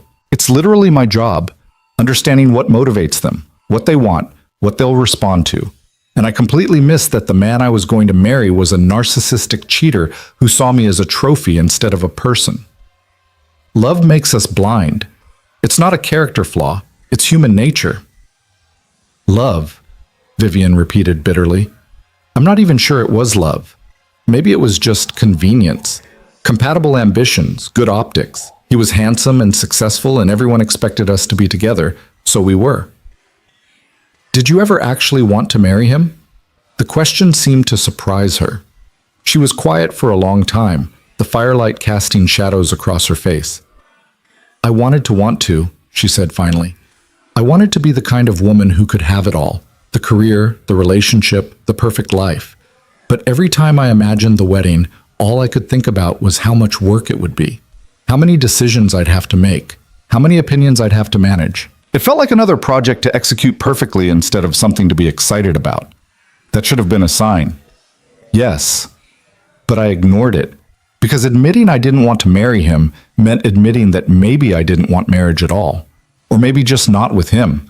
And I'd already said yes, already announced it, already become half of a couple that everyone admired. Walking away would have meant disappointing people, causing gossip, looking unstable. She laughed, a hollow sound. So I stayed. Right up until the moment I caught him with someone else, and the decision was made for me. Even then, part of me was relieved. Is that terrible? It's honest, Noah said, which is rare and more valuable than terrible. Vivian turned to look at him, and in the firelight she looked impossibly beautiful and impossibly sad. "Why are you being so kind to me?" she asked softly. "I threatened your job. I'm using you to make my ex jealous. I've dragged you into my mess. You should hate me. I don't hate you." "What do you feel then?" It was the most dangerous question she could have asked. Noah knew he should deflect, should keep things light and professional. But sitting there in her living room with the fire warm and the wine making him honest, and Vivian looking at him like his answer actually mattered, he couldn't lie. "I feel like I'm finally seeing you," he said. "The real you, not the legend. And I like what I see. I like that you cook. I like that you can quote old movies. I like that you're angry at Grant instead of just sad because it means you know your worth. I like that you trusted me enough to let me help you, even though trusting people is hard for you." He paused, knowing he should stop but unable to. "And I feel like this arrangement we made is getting really complicated. Because I agreed to pretend to date you, but somewhere along the way I started to care. And I don't know if that's part of the performance or if it's real, and I think you don't know either, and that terrifies me." The silence that followed felt enormous. Vivian stared at him, her expression unreadable. Noah waited for her to laugh it off, to retreat behind her Ice Queen mask, to end the evening and the arrangement and possibly his employment. Instead, she reached out and took his hand. "It terrifies me too," she whispered. Her thumb traced circles on his palm, the gesture unconscious and intimate. Noah's heart hammered so hard he was sure she could hear it. "I haven't been honest," Vivian continued, "with you or myself. I told myself this was just practical, a solution to a problem. But that's not entirely true. The truth is, I like spending time with you. I like how you see me and aren't afraid of what you find. I like how you make me laugh. I like that you're here, in my house, making my too big brownstone feel less empty." She looked up, meeting his eyes. "And that's terrifying because this was supposed to be simple. Pretend for a few weeks, convince Grant I've moved on, end the arrangement. But nothing about this feels simple anymore." "No," Noah agreed. "It doesn't." They sat there, hands linked, the fire crackling, the city humming beyond the windows. Noah was acutely aware of every point of contact between them. Her fingers against his, her knee almost touching his, the scent of her perfume mixing with wood smoke. "What do we do?" Vivian asked. It was the most uncertain Noah had ever heard her sound, like she was asking him to navigate something she couldn't strategy her way through. "I don't know," Noah admitted. "Maybe we just see where this goes? We keep preparing for the gala, we keep spending time together, and we stop trying to label what this is. Let it be what it needs to be." "That's not a plan. That's chaos." "Maybe you need a little chaos." Vivian laughed, the sound breaking the tension. "I really don't. Chaos is my nightmare." "Then maybe you need controlled chaos. Chaos with good intentions." "Is that what you are? My controlled chaos?" "If you want me to be." Vivian squeezed his hand, then released it, creating distance again. But this time it felt less like retreat and more like self-preservation. "It's late," she said. "You should probably go."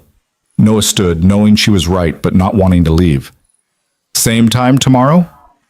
"Yes, but maybe less wine. We're getting too honest." "Is that bad?" "I don't know yet." Vivian walked him to the door, and they stood in the entryway in a moment that felt suspended. Noah wanted to kiss her, wanted to close the distance between them and find out if her lips tasted like wine and possibility, if the spark he felt was one-sided or mutual. But he didn't. Because rushing this, whatever this was, felt like the surest way to destroy it. "Good night, Vivian," he said instead. "Good night, Noah." He made it 3 steps down her brownstone stairs before she called his name.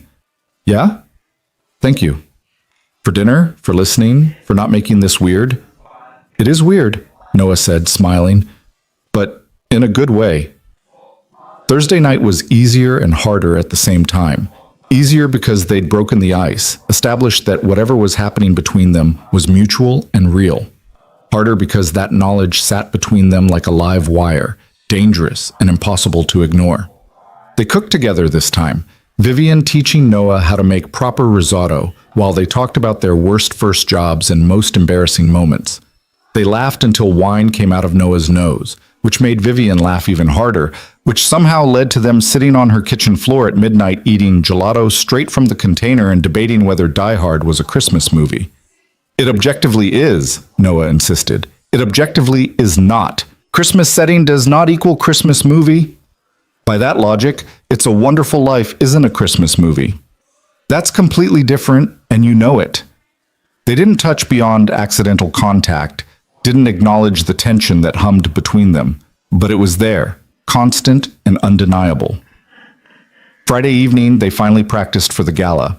Vivian wore a dress, midnight blue, elegant, stunning, and Noah wore the tuxedo that had been delivered that afternoon. They stood in her living room and practiced walking together, the way Noah should place his hand on her lower back, how close they should stand during conversations. "Closer," Vivian said. "We're supposed to be intimate. This looks like we're polite strangers." Noah stepped closer until he could feel the heat of her body through the thin fabric of her dress. "Better?" "Better." Her voice had gone slightly breathless. They practiced dancing because there would be dancing at the gala. Vivian pulled up a playlist of jazz standards on her phone, and they moved through her living room in a slow waltz that felt more dangerous than any boardroom negotiation Noah had ever witnessed. "You're a good dancer," Vivian murmured, her hand resting on his shoulder. "My mom made me take lessons in high school. I hated it then. I'm grateful now." "Why?" "Because I get to hold you," Noah said honestly. Vivian missed a step, stumbled slightly. Noah caught her, and suddenly they were standing still in the middle of her living room, their faces inches apart, Billie Holiday crooning about love and heartbreak from the speakers. "Noah," Vivian whispered, we need to." "I know." But neither of them moved. The song changed. Something slower, sadder, more intimate. Noah's hand was still at Vivian's waist, hers still on his shoulder. They swayed slightly, not quite dancing, not quite standing still. "At the gala," Vivian said, her voice quiet. "If we dance like this, people will know." "Know what?" "That it's real, that we're not pretending." "Would that be so bad?" Vivian closed her eyes. "Yes. Because when this ends, when it inevitably ends, everyone will know that too. And I can't. I can't be the woman who fell for her employee, who let her guard down, who got hurt again. I can't give people that ammunition." "Who says it has to end?" "Everything ends, Noah, especially things that feel this good." The sadness in her voice broke something in Noah's chest. He wanted to argue, to tell her she was wrong, that they could make this work. But he was 27 years old and she was his CEO, and they lived in different worlds. Even if the feeling between them was real, the obstacles were insurmountable. "Then let's not think about endings," Noah said. "Let's just think about tomorrow night. One gala, one performance. We'll figure out the rest later." Vivian opened her eyes, and Noah saw fear there, and hope, and resignation all mixed together. "Okay," she whispered. "One night." She leaned up, and Noah held his breath, certain she was going to kiss him. Instead, she rested her forehead against his, and they stood there breathing the same air, sharing the same impossible moment. "You should go," Vivian said finally. "I should," Noah agreed. But it took them another 5 minutes to actually separate, another 3 for Noah to gather his things, another 2 to say goodbye at the door. Outside, the November night was brutal and cold. Noah walked to the subway with his hands in his pockets and his mind racing. 24 hours until the gala. 24 hours until he and Vivian would walk into a room full of industry elite and pretend their relationship was simple, uncomplicated, just another romance in a city full of them. 24 hours until he'd have to dance with her in public and pretend his heart wasn't breaking with how much he wanted it all to be real. Noah's phone buzzed as he reached the subway entrance. A text from Vivian. "I forgot to tell you, the car picks you up at 7 tomorrow. Don't be late." He started to type back a simple acknowledgement, then deleted it and wrote instead, "I can't wait." 3 dots appeared, disappeared, appeared again. Finally, "Me neither." Noah stood on the street reading those 2 words over and over, trying to decode them, to understand if they meant what he hoped they meant. Then he pocketed his phone and descended into the subway, Saturday night looming ahead like a promise and a threat wrapped into one perfectly formal evening. Whatever happened at the gala, Noah knew one thing with absolute certainty. There would be no going back to simple after this. No returning to boss and employee, to ice queen and junior creative, to people who existed in separate orbits. They'd crossed too many lines, shared too many truths, gotten too close to the fire. And tomorrow night, in front of everyone who mattered, they'd have to pretend none of it was burning them alive. Saturday arrived with the kind of crystalline November clarity that made Manhattan look like it was posing for postcards.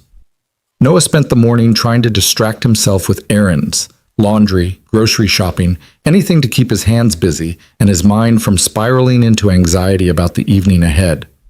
Marcus had left early for a weekend trip to Philadelphia, which meant Noah had the apartment to himself and far too much time to overthink everything. By 3 p.m., he'd reorganized his closet twice and deep-cleaned the bathroom. By 4, he was pacing. By 5, he was in the shower letting scalding water wash away the nervousness that felt like it had taken up permanent residence in his chest. The tuxedo hung on his closet door, perfect, inexpensive, and completely surreal. Noah touched the fabric, still half convinced this was an elaborate dream. That he'd wake up and it would be a normal Monday, and Vivian Rowe would still be the untouchable ice queen, and he'd still be the invisible junior creative. But the tuxedo was real. The past 3 weeks were real. And whatever was happening between him and Vivian, that terrifying, exhilarating, impossible thing, that was real too. His phone buzzed at 6:30. Cars downstairs. Noah gave himself one last look in the mirror. The man staring back looked confident, polished, like someone who belonged at charity galas and on the arm of powerful women. He tried to believe it. The car ride through Manhattan felt both endless and too short. Noah watched the city transform around him as they moved from his neighborhood in Brooklyn through progressively wealthier areas until they pulled up in front of the Plaza Hotel. The gala was being held in the grand ballroom, and even from outside, Noah could see the spectacle of it.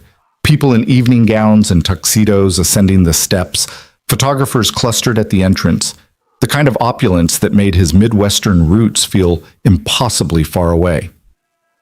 The driver opened his door, and Noah stepped out into the cold evening air and the camera flashes and the overwhelming sense that he was about to walk into something that would change everything. Vivian was waiting just inside the entrance, and the sight of her stopped Noah's heart. She wore crimson, a floor-length gown that was somehow both elegant and devastating, with a neckline that suggested everything and revealed nothing. Her hair was up in an intricate arrangement that must have taken hours, with small crystals woven through the dark strands that caught the light when she moved. Diamond earrings, diamond bracelet, diamond everything. She looked like royalty, like power incarnate, like every fantasy Noah had never let himself have. When she saw him, her expression transformed. The cool, professional mask melted into something warm and genuine, and so beautiful it made Noah's throat tight. "Hi," she said softly. "Hi, yourself?"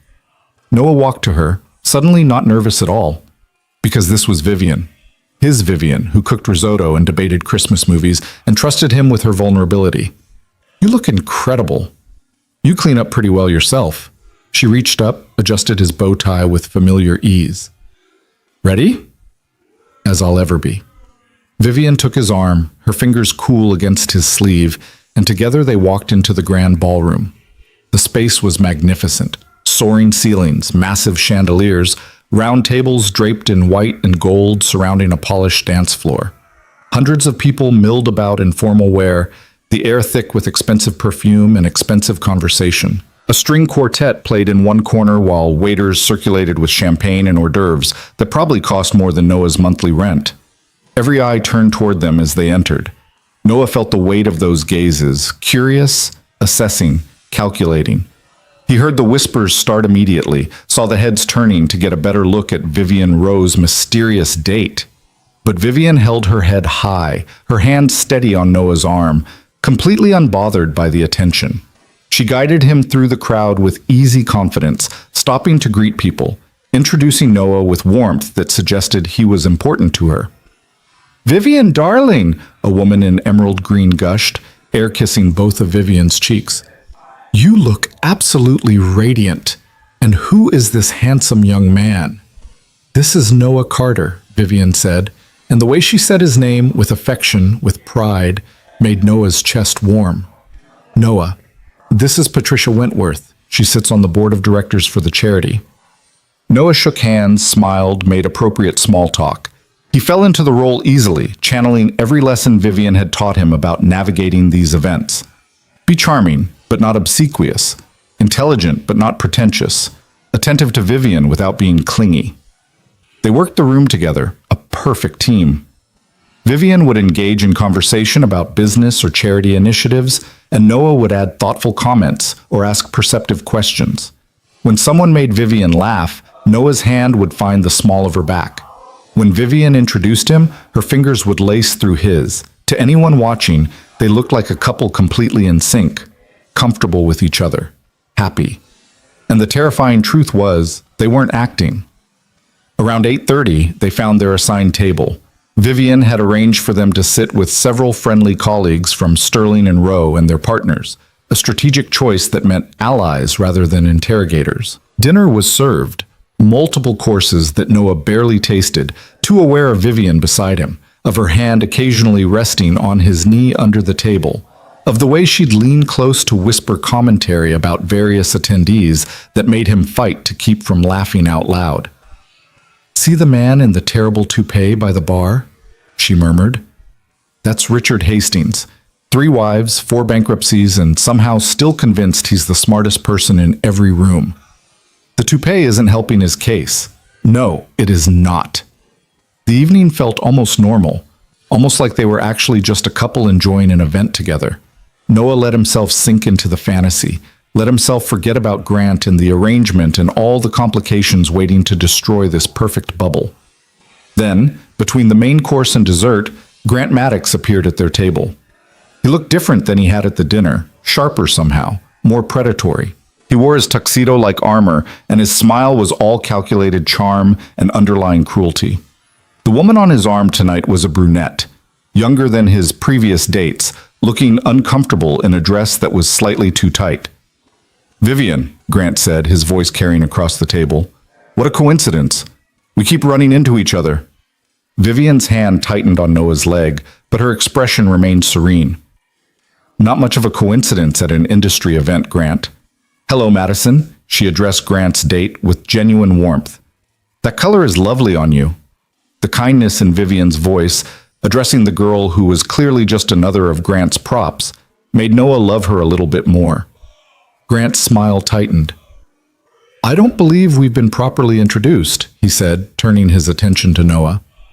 "Grant Maddox. And you're the junior creative, correct? I remember from the dinner." The dismissal in his tone was deliberate. Junior creative. Not boyfriend, not partner, not even Noah. Just a job title meant to minimize. Noah stood, meeting Grant's gaze with steady confidence. "Noah Carter. And yes, I work at Sterling and Rowe, among other things." He let the implication hang, making it clear that his relationship with Vivian transcended professional boundaries. Grant's eyes narrowed. How convenient, dating the boss. That must be quite the career boost.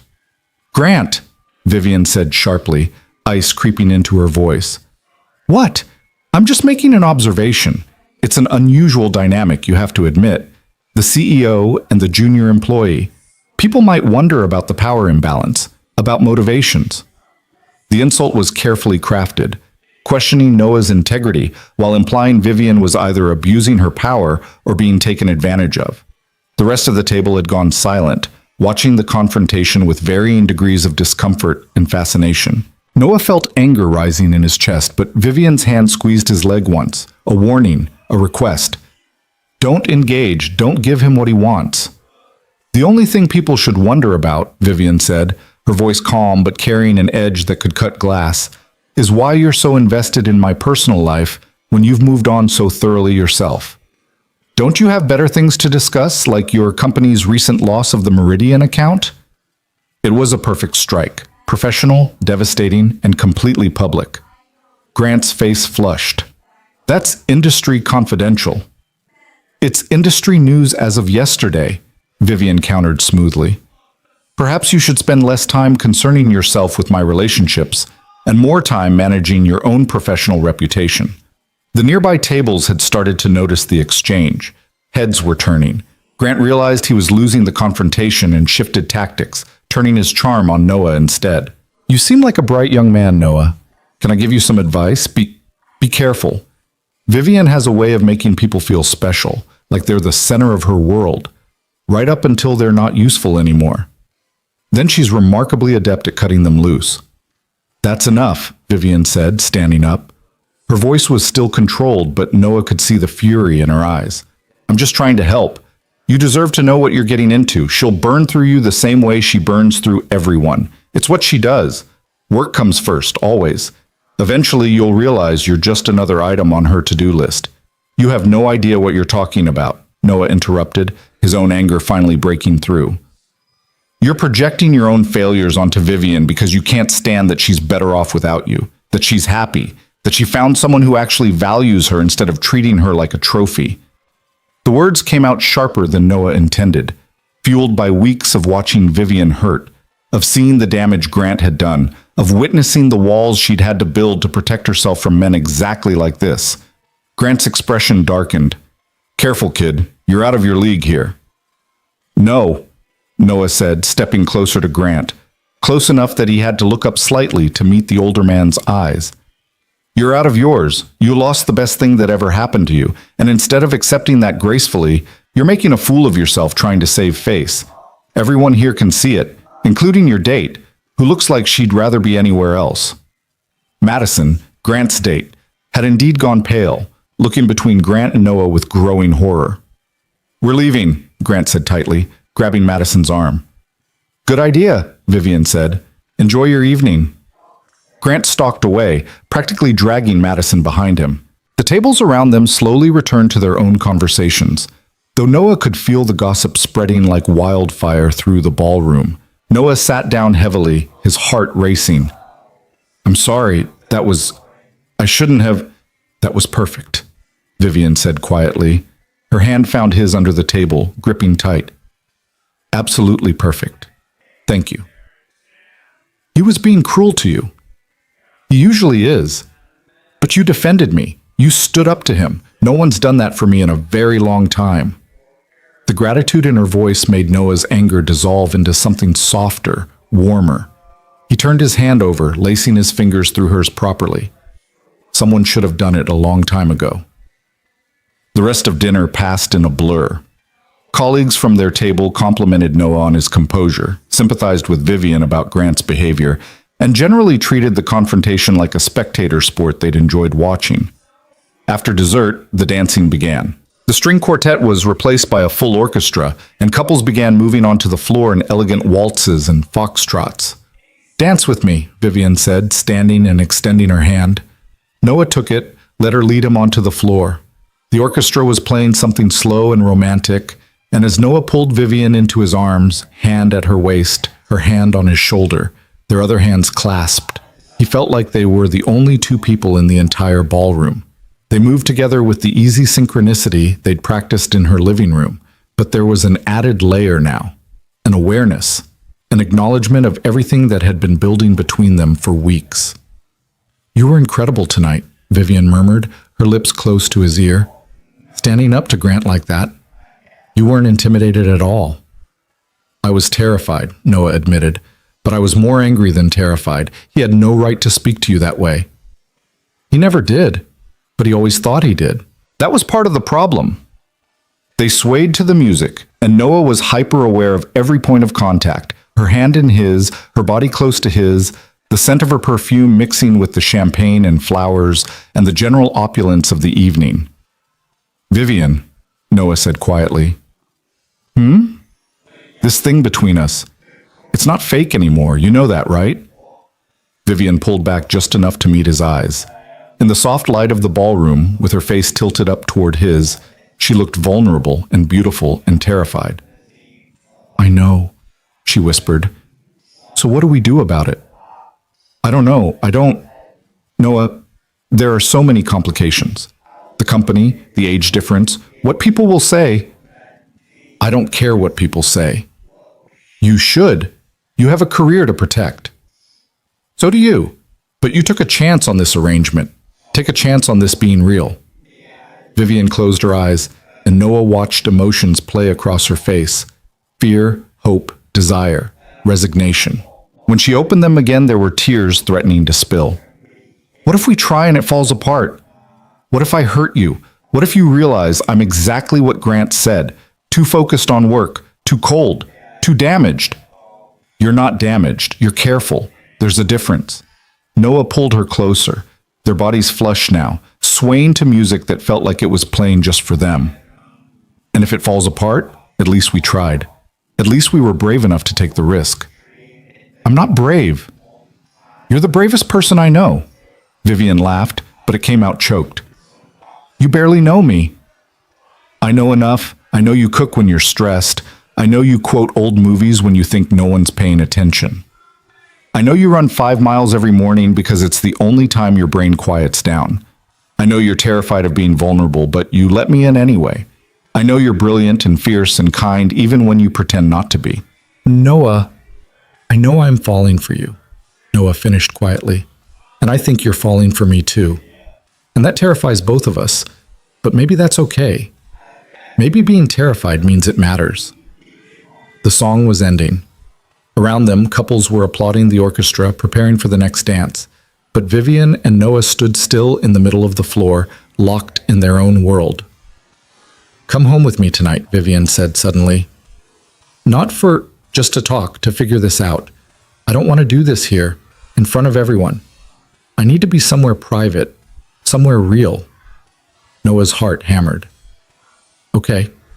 They made their excuses to their table mates, citing an early morning commitment. No one questioned it. They probably assumed the young couple was eager to be alone for entirely different reasons, which Noah supposed wasn't entirely wrong. The car ride to Brooklyn Heights was silent but charged. Vivian's hand stayed clasped in Noah's the entire time, like she was afraid if she let go, the spell would break. Noah traced patterns on her palm with his thumb, a soothing gesture that seemed to calm them both. Inside Vivian's brownstone, she kicked off her heels immediately, the formal facade cracking. She poured them both wine with shaking hands, then stood in her living room looking lost in her own house. I don't know how to do this, she admitted. I don't know how to let someone in. The last time I did, it destroyed me. Noah set down his wine, walked to her, took her face gently in his hands. I'm not Grant. I'm not going to hurt you like that. You can't promise that. You're right. I can't. But I can promise that I'll try, that I'll be honest, that I see you, really see you, and I'm not running away. Vivian's eyes searched his face, looking for lies, for cracks, for any sign that this was too good to be true. Whatever she saw must have satisfied her because she leaned forward and kissed him. It was nothing like the brief greeting kiss at the restaurant. This was real and deep and desperate, weeks of tension and denied feelings pouring out in a single moment. Noah's hand slid into her hair, careful of the crystals and pins, while Vivian's fingers gripped his tuxedo jacket like an anchor. They kissed until they were both breathless, until the world narrowed to just the two of them, until nothing else mattered except this moment and this feeling and this impossible, wonderful thing blooming between them. When they finally broke apart, Vivian was crying. I'm so scared, she whispered against his lips. Me too. What if this ruins everything? What if it makes everything better?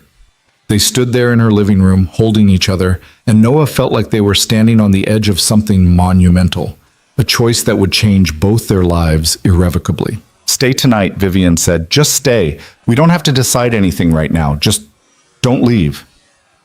So Noah stayed. They changed out of their formal wear into comfortable clothes, Vivian lending him sweatpants and a t-shirt that hung loose on his frame. They curled up on her couch with wine and old movies playing on the television, barely watching, mostly just existing in each other's presence. Somewhere around 3 a.m., they fell asleep tangled together, Vivian's head on Noah's chest, his arms around her, both of them peaceful in a way neither had been in weeks. Noah woke to sunlight streaming through unfamiliar windows and the smell of coffee. He sat up, disoriented, taking in Vivian's living room in daylight. The throw blanket someone, Vivian probably, had draped over him during the night, the 2 empty wine glasses on the coffee table, the suit jacket and crimson gown draped over the chair like evidence of the night before. Good morning, Vivian said from the doorway. She changed into yoga pants and a sweatshirt, her hair pulled back in a messy bun, no makeup. She looked young and beautiful and slightly nervous. Coffee? Please. They sat at her kitchen island drinking coffee in comfortable silence, and Noah marveled at how natural this felt. Like they'd done this 100 times before. Like waking up in Vivian's house was the most normal thing in the world. Last night, Vivian started. Was perfect, Noah finished. Was complicated, Vivian corrected gently. Noah, I meant what I said, about being scared, about not knowing how to do this. We need to talk about the reality of what this means, the complications. Okay, let's talk. Vivian set down her coffee cup, her expression serious. First, there's the company. We have policies about workplace relationships, especially between different levels of hierarchy. If we do this, if we make this real, we have to disclose it to HR. There will be paperwork, possibly restructuring to avoid conflicts of interest. You might have to change departments or reporting structures. I can do that. Second, there's the optics. People will talk. Some will say you're using me for career advancement. Some will say I'm having a midlife crisis. Some will call it inappropriate regardless of what the policy says. Can you handle that? Can you handle being known as the CEO's boyfriend instead of just Noah Carter, talented creative? Noah considered this. It wasn't an idle question. Vivian was asking if he could handle losing his professional identity to their relationship. I can handle it if you can, Noah said, because they'll say worse about you, that you're unprofessional, that you're abusing your power, that you're emotionally compromised. Can you handle that? Vivian flinched. I've handled worse. That's not what I asked. She was quiet for a long moment, staring into her coffee like it held answers. I don't know, she admitted finally. I've spent 20 years building my reputation, being taken seriously in an industry that wanted to sideline me, proving I deserved every success. If we do this, some people will use it to discredit everything I've accomplished. They'll say, I'm just like every other woman who lets emotions compromise her judgment. But some people will always find reasons to discredit successful women, Noah pointed out. You can't live your life according to their limitations. I know, but knowing that intellectually and actually facing it are different things. So we face it together. Vivian looked up, met his eyes. You make it sound simple. Maybe it is simple. Maybe we're overcomplicating it because we're both terrified of getting hurt. I am terrified of getting hurt. Me too, but I'm more terrified of walking away from this because it's complicated. Of spending the rest of my life wondering what could have been if we'd just been brave enough to try. Vivian smiled, but it was sad around the edges. When did you get so wise? I'm not wise. I'm just stupidly in love with you and willing to fight for it. The words hung in the air between them. Noah hadn't meant to say it, not like that, not so soon, but now it was out there, honest and raw and impossible to take back. Vivian's eyes widened. Noah, I know it's fast. I know we've only known each other like this for a few weeks. But I can't pretend anymore. I love you, Vivian, the real you, not the ice queen or the CEO or the legend, the woman who dances in her living room and cries at old movies and makes the best risotto I've ever tasted. That's who I'm in love with. Vivian stood up abruptly, walked to the window, her back to Noah. He watched her shoulders rise and fall with deep breaths, watched her arms wrap around herself like she was holding herself together.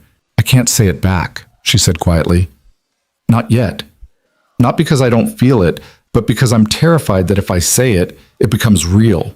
And real things can be destroyed. Real things can hurt you. They can also make you happy. For how long?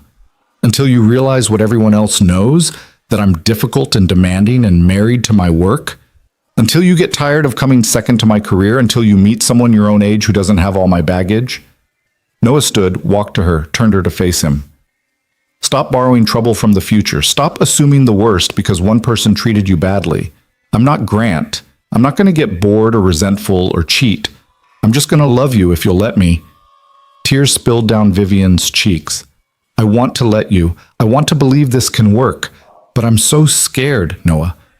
I'm so scared of losing myself in this. Of losing you. Of losing everything if it all falls apart. Then we'll be scared together. But we'll also be happy together. We'll figure it out as we go. Vivian kissed him then, desperate and grateful and terrified all at once. When they broke apart, she rested her forehead against his. Okay, she whispered. Okay. We try. We make this real. We face whatever comes together. Relief flooded through Noah's chest. Yeah? Yeah. They spent Sunday tangled up in each other, talking, planning, navigating the logistics of making their relationship official. Monday morning, they would meet with HR together. They would fill out the disclosure forms. Noah would transfer to a different creative team, with a different supervisor to eliminate the direct reporting relationship. They would be transparent, professional, and unapologetic about their relationship. It felt terrifying and exhilarating and right. That night, as Noah finally headed home to his own apartment, Vivian walked him to the door. "Thank you," she said, "for being patient with me, for not giving up when I was difficult. You're not difficult, you're careful, and you have every right to be. I'll see you tomorrow." "At the office." "At the office," Noah confirmed, then quieter. "I love you." Vivian's breath caught. She kissed him softly, then pulled back with tears in her eyes. "I'm getting there," she whispered. "I promise, I'm getting there." It was enough. For now, it was enough. Noah walked home through Brooklyn with his hands in his pockets and hope blooming warm in his chest. They were going to try. They were going to make this real. They were going to face whatever complications came their way together. He had no idea that the complications were about to become catastrophic. Monday morning, Noah arrived at Sterling and Rowe early, nervous but determined. He and Vivian had agreed to meet with HR at 9 a.m.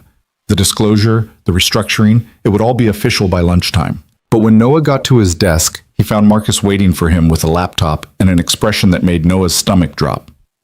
"We need to talk," Marcus said grimly, "and you're not going to like it." On the screen was an email, anonymous, sent to the entire company board of directors, and attached to it were photos from the gala, photos of Noah and Vivian dancing, photos of them holding hands, photos of them kissing outside the plaza, and the email subject line read, "Inappropriate relationship between CEO and subordinate employee. Investigation required." Noah felt the bottom drop out of his world. Someone had been watching them. Someone had documented their relationship, and someone had just weaponized it against them both. The trap had sprung, and Noah had no idea how they were going to survive it.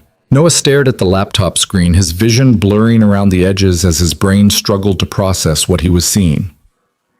The photos were professional quality, too professional to be random phone shots from other gala attendees. Someone had hired a photographer. Someone had planned this. "When did this go out?" Noah asked, his voice hollow.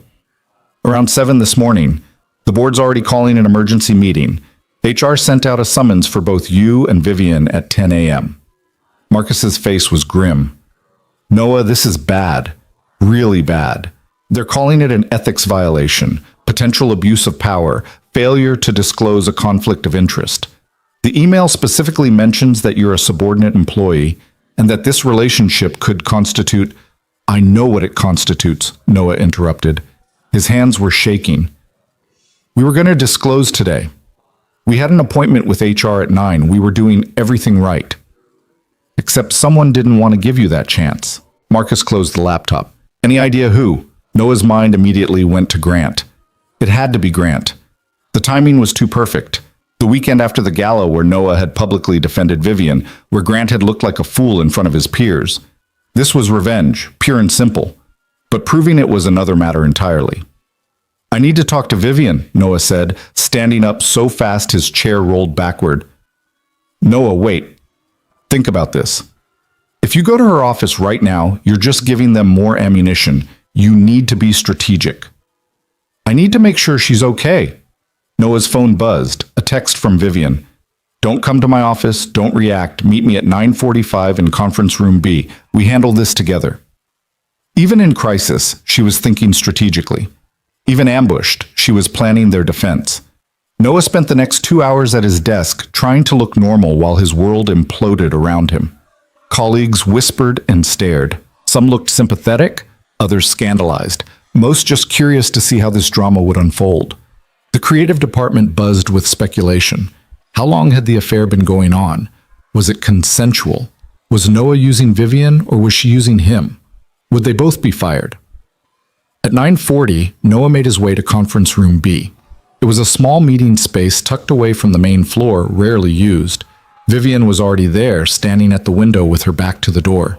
She'd dressed for battle, a black suit that looked like armor, her hair in its most severe bun, heels that added 3 inches to her height. But when she turned and saw Noah, her mask cracked. "Are you okay?" she asked immediately, crossing to him. "Am I okay? Vivian, you're the one who's—" This email went to the board. Your board. They're going to crucify you for this. They're going to try. Vivian's jaw set. But I didn't build this company from nothing by rolling over when threatened. Sit down. We need to prepare. They sat across from each other at the small conference table, and Vivian pulled out a legal pad covered in her neat handwriting. She'd clearly been up for hours, planning. The photos were taken by a professional, she said without preamble. I've already had my assistant contact the plaza's event coordinator. There was no official photographer hired for candid shots outside the venue, which means someone hired a private photographer specifically to document us. Grant. Almost certainly, though proving it will be difficult. The email was sent from an anonymous account, routed through multiple servers. My IT team is working on tracing it, but I'm not optimistic. What are they going to ask us in the meeting? Vivian met his eyes. They're going to ask when the relationship started. They're going to ask if it's consensual. They're going to ask if I've shown you any preferential treatment, promotions, raises, special assignments. They're going to ask if you felt pressured or coerced at any point. None of that happened. We haven't even been actually together until Saturday night. Before that, it was just what? Vivian's expression was unreadable. How do we explain the arrangement without making it sound worse? That I asked you to pretend to be my boyfriend to make my ex jealous? That sounds exactly like an abuse of power. Noah hadn't thought of that. The truth? That Vivian had initially threatened his job in a moment of panic, that they'd agreed to a fake relationship that became real, sounded damning when stripped of context and emotion. We tell them the truth, Noah said firmly. All of it. The bar, Grant, the arrangement, everything. We tell them that yes, it started in a complicated way, but that we addressed it. We fell for each other genuinely, and we were literally coming to HR this morning to disclose when this email went out. We have nothing to hide. The truth makes me look desperate and unstable. It makes you look naive or opportunistic, depending on how they want to spin it. Then let them spin it. We know what actually happened. We know our intentions were good, even if the execution was messy. Vivian smiled sadly. You're so optimistic. It's one of the things I love about you. The words hung in the air. Vivian's eyes widened slightly, like she hadn't meant to say it out loud. You love me? Noah asked quietly. Vivian looked away, her composure fracturing. I was getting there. I told you I was getting there. But now everything's falling apart, and I don't know if we'll survive this.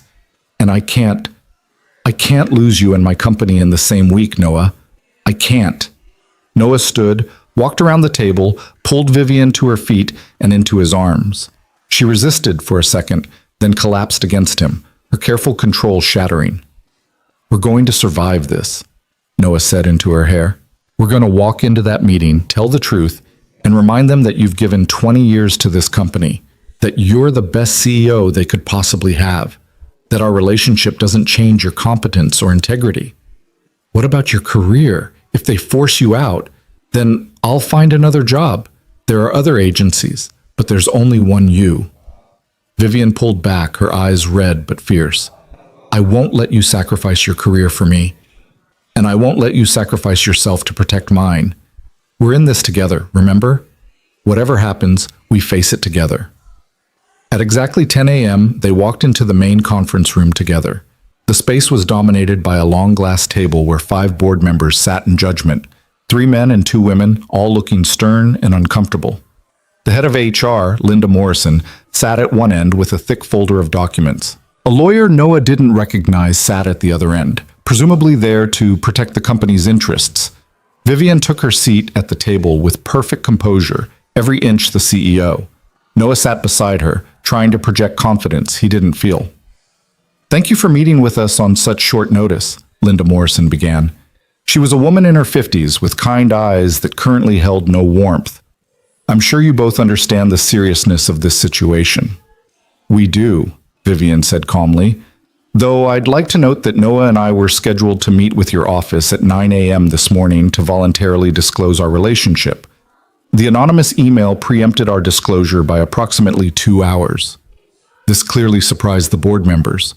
Linda consulted her notes. You had a scheduled appointment? Yes, Friday afternoon. I called your office and scheduled it. You can verify with your assistant. Noah and I became aware that our relationship had progressed beyond professional boundaries, and we wanted to handle the disclosure properly and transparently. When did this relationship begin? One of the board members asked, Robert Chen, a venture capitalist with a reputation for ruthlessness. Vivian and Noah exchanged a glance. This was it. The moment where they either lied to protect themselves or told the truth and accepted the consequences. That's complicated, Vivian said.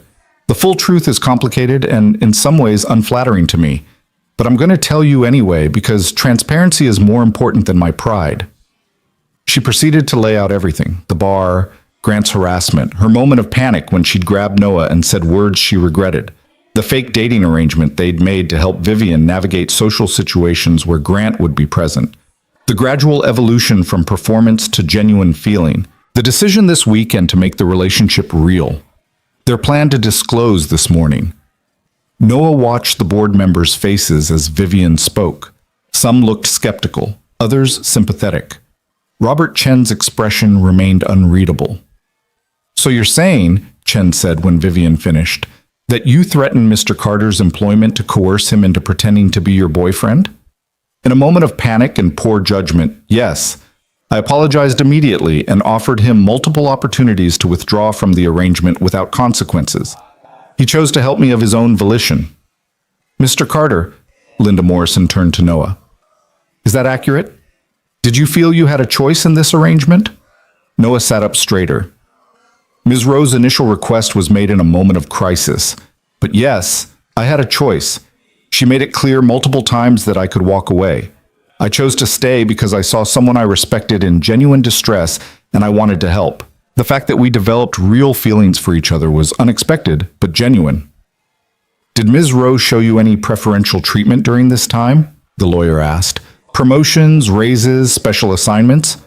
No, actually, she rejected 3 of my campaign pitches in the past month. If anything, she was harder on me than usual to avoid any appearance of favoritism. Can anyone corroborate this arrangement? Another board member asked. Sarah Winters, one of the few people who'd always seemed to support Vivian. Several people at the client dinner and the charity gala can confirm we were attending as a couple, Vivian said. And my assistant can verify that I requested time off my calendar for personal matters related to preparing for these events. I also have text messages between Noah and myself discussing the arrangement, if you'd like to review them. That won't be necessary at this time, Linda said. What I'm trying to understand is whether this relationship constitutes a violation of our workplace conduct policies. Ms. Rowe, as CEO, you're held to a higher standard. Dating a subordinate employee, regardless of the circumstances, creates the appearance of impropriety, if not actual conflict of interest. I understand that, Vivian said, which is why Noah and I plan to address it this morning. We've already discussed restructuring Noah's reporting relationship so that he no longer reports to me directly or indirectly. We're willing to sign any additional agreements or disclosures you require. We want to do this right. The problem, Robert Chen interjected, is that the damage is already done. This email went to the entire board. People are talking. Clients are asking questions. The optics are terrible. CEO dating a junior employee, significant age gap, secret relationship. It looks like exactly the kind of scandal this company doesn't need. With all due respect, Robert, Vivian said, her voice taking on an edge, the only scandal here is that someone felt the need to weaponize a consensual adult relationship for their own purposes. Noah and I are both single. We're both adults. We developed feelings for each other, and we're handling the disclosure appropriately. The fact that someone chose to make it public in the most damaging way possible says more about them than it does about us. Nevertheless, Chen continued, we have to consider what's best for the company, and I'm not sure having our CEO involved with a subordinate, regardless of the circumstances, is what's best.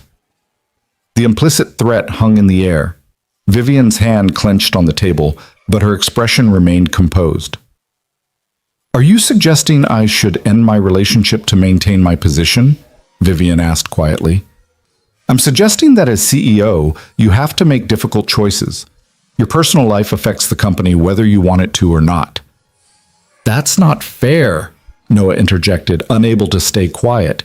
You're asking her to choose between her personal happiness and her professional success.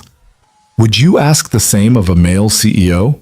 Because I noticed that when David Hartford was dating his assistant 3 years ago, this board didn't say a word. When Marcus Klein married someone 20 years younger who used to work in his department, there was no investigation. But Vivian dates someone and suddenly it's a scandal that requires intervention? The room went silent. Linda Morrison looked uncomfortable. Sarah Winters looked impressed. Robert Chen looked furious. "Mr. Carter, you're out of line," Chen said. "Am I? Or am I just pointing out a double standard that everyone else is too polite to mention?" Noah turned to address the full board. "I understand you have to consider what's best for the company, but what's best for this company is keeping the brilliant, dedicated CEO who's grown it by 40% in 5 years, who's brought in major clients, who's built an incredible reputation, who's made this one of the most respected agencies in New York. Vivian Rowe's personal life doesn't diminish any of that." "It does if it makes her look unprofessional," Chen countered. "Then the problem isn't her relationship. The problem is a business culture that judges women more harshly than men for the same behavior. And maybe that's what we should be investigating." Vivian's hand found Noah's under the table, squeezing hard. A warning or gratitude, he couldn't tell. "I appreciate Mr. Carter's defense," Sarah Winters said, speaking up for the first time. "And I tend to agree with him. Vivian has been an exemplary CEO. One relationship, properly disclosed and managed, shouldn't overshadow years of excellent leadership. However, we do need to address the perception issue. The anonymous email called for an investigation. If we don't respond appropriately, it looks like we're protecting Vivian because she's CEO." "So what do you suggest?" Vivian asked. Sarah considered. "Full transparency. We issue a statement acknowledging that you and Mr. Carter are in a relationship, that it's been properly disclosed to HR, and that appropriate measures have been taken to prevent any conflict of interest. We make it boring, procedural, exactly what policy requires. We take the scandal out of it by treating it as routine." "And if that's not enough?" Linda asked. "If clients or employees push back?" "Then we deal with it as it comes, but I don't think we should make preemptive sacrifices based on hypothetical objections." Robert Chen shook his head. "I disagree. I think this is a liability. I think Ms. Rowe should take a leave of absence while we conduct a full review of her conduct and decide the best path forward." "Absolutely not," Sarah said firmly. "Vivian has done nothing wrong. Taking a leave of absence implies guilt and instability. It's exactly the wrong message to send." The board members began arguing among themselves, their voices rising. Vivian sat perfectly still, watching her professional fate being debated like a business decision, which Noah supposed it was. Finally, Linda Morrison held up a hand for silence. "I think we need to vote," she said. "The question is whether Ms. Rowe's relationship with Mr. Carter constitutes a violation of company policy serious enough to warrant disciplinary action. Those in favor of disciplinary action?" Robert Chen raised his hand. One other board member, an older man Noah didn't know, raised his as well. "Those opposed?" Sarah Winters and the other female board member raised their hands immediately. The fifth member, a younger man who'd been silent throughout, hesitated, then raised his hand as well. 3-2. Against disciplinary action. Noah felt relief flood through him, but it was short-lived. "However," Linda continued, "there is the matter of restructuring Mr. Carter's position to eliminate the conflict of interest. We'll need to expedite that process, and both of you will need to sign relationship disclosure forms and agree to additional oversight for the next 6 months to ensure there's no favoritism or inappropriate conduct." "We'll sign whatever you need," Vivian said. "And Mr. Carter, effective immediately, you'll report to David Hutchins in the strategy department rather than through the creative team. Your salary and title remain unchanged, but your direct supervisor can no longer have any connection to Miss Rowe's chain of command." "Understood," Noah said. The meeting continued for another 30 minutes, covering logistics and paperwork and policies. Throughout it all, Vivian remained composed, professional, the perfect CEO. But Noah could see the toll it was taking, the slight tremor in her hands when she signed the disclosure forms, the tightness around her eyes, the way she held herself too rigidly, like if she relaxed even slightly, she might shatter. Finally, they were dismissed. As they stood to leave, Sarah Winters caught Vivian's arm. For what it's worth, she said quietly, I think you handled this with grace, and I think you deserve to be happy. Thank you, Sarah, Vivian said, her voice rough with suppressed emotion. They walked out of the conference room together into a hallway where dozens of eyes tracked their movement. The news had spread throughout the office. Everyone knew about the meeting. Everyone was watching to see what would happen. Vivian held her head high, her hand briefly touching Noah's arm in a gesture that was both intimate and defiant. Let them look. Let them judge. They'd survived. Your office or mine? Noah asked quietly as they reached the elevator. Neither. We're leaving. What? I'm taking the rest of the day off. We both are. I can't be here right now, pretending everything's normal. I can't face the whispers and the stares. Her voice cracked slightly. I need to not be the CEO for a few hours. They left the building through the parking garage to avoid the main lobby's curious stares. Vivian's car, a sleek black sedan she rarely drove herself, was waiting. She got behind the wheel and Noah slid into the passenger seat. Where are we going? He asked. Somewhere real, Vivian said, and pulled out into traffic. They drove north out of Manhattan, crossing the George Washington Bridge into upstate New York. Vivian didn't speak, focused entirely on driving, her hands white-knuckled on the wheel. Noah didn't push her. He just watched the city fall away, replaced by trees and hills and the kind of open space that felt impossible after weeks of Manhattan's claustrophobic intensity. 2 hours later, they pulled up to a small cabin nestled in the Catskills. It was beautiful in a rustic way, wood-sided, with a wraparound porch and windows looking out on a lake that reflected the late autumn sky. This is yours? Noah asked. I bought it 5 years ago, thinking Grant and I would use it for weekends. We came here twice. After we broke up, I couldn't bring myself to sell it, but I couldn't bring myself to visit either. It's just been sitting here, empty. She unlocked the door and they stepped into a space that was somehow both abandoned and welcoming. Dust covers over the furniture, but underneath Noah could see comfortable couches and a fireplace and bookshelves stuffed with novels. A kitchen that looked well used despite the years of neglect. Photos on the mantel of a younger Vivian with her mother, both of them laughing. Vivian walked through the cabin like a ghost returning to a haunted house, touching things gently. The back of a chair, a bookshelf, a throw blanket. I came here the weekend after I found out about Grant's affairs, she said quietly. I was going to throw all his things in the lake. Burn them, maybe. Have some grand cathartic moment. But when I got here, I just sat on the porch and cried for 2 days straight, and then I locked everything up and never came back. Why did you bring me here? Vivian turned to face him, and the vulnerability in her expression made Noah's chest ache. Because this is the only place I've ever been able to fall apart. The only place where I'm not the CEO or the ice queen or the woman who has to hold it together. I'm just me. And I wanted you to see that. The me that falls apart. As if on cue, Vivian's composure finally shattered. She sank onto the dust-covered couch and buried her face in her hands, her shoulders shaking with sobs she'd been holding back for hours. Noah sat beside her, pulling her into his arms. She clung to him like a lifeline, crying with the kind of complete abandon that spoke to years of suppressed emotion, not just today's crisis. I almost lost everything, she choked out between sobs. My company, my reputation, you. I almost lost all of it because I was stupid enough to fall in love. You didn't lose anything. We survived. Barely. And only because the vote went our way. If one more board member had sided with Chen, she pulled back, her face blotchy and tear-stained and more beautiful than Noah had ever seen it. How do we do this, Noah? How do we build a relationship when the whole world is waiting for us to fail? We do it by not caring what the whole world thinks. We do it by being honest with each other and fighting for each other and remembering why we're doing this in the first place. Because we're stupidly in love, Vivian said, echoing his words from Sunday morning. Because we're stupidly in love, Noah confirmed. Vivian laughed through her tears. When did you become the wise one? I learned from the best. They sat there as afternoon faded into evening, holding each other in the cabin that Vivian had bought for a future that never materialized. Outside, the lake turned gold with sunset, then silver with moonrise. Inside, Noah built a fire in the fireplace while Vivian found wine and crackers and cheese that was somehow still good despite the years of abandonment.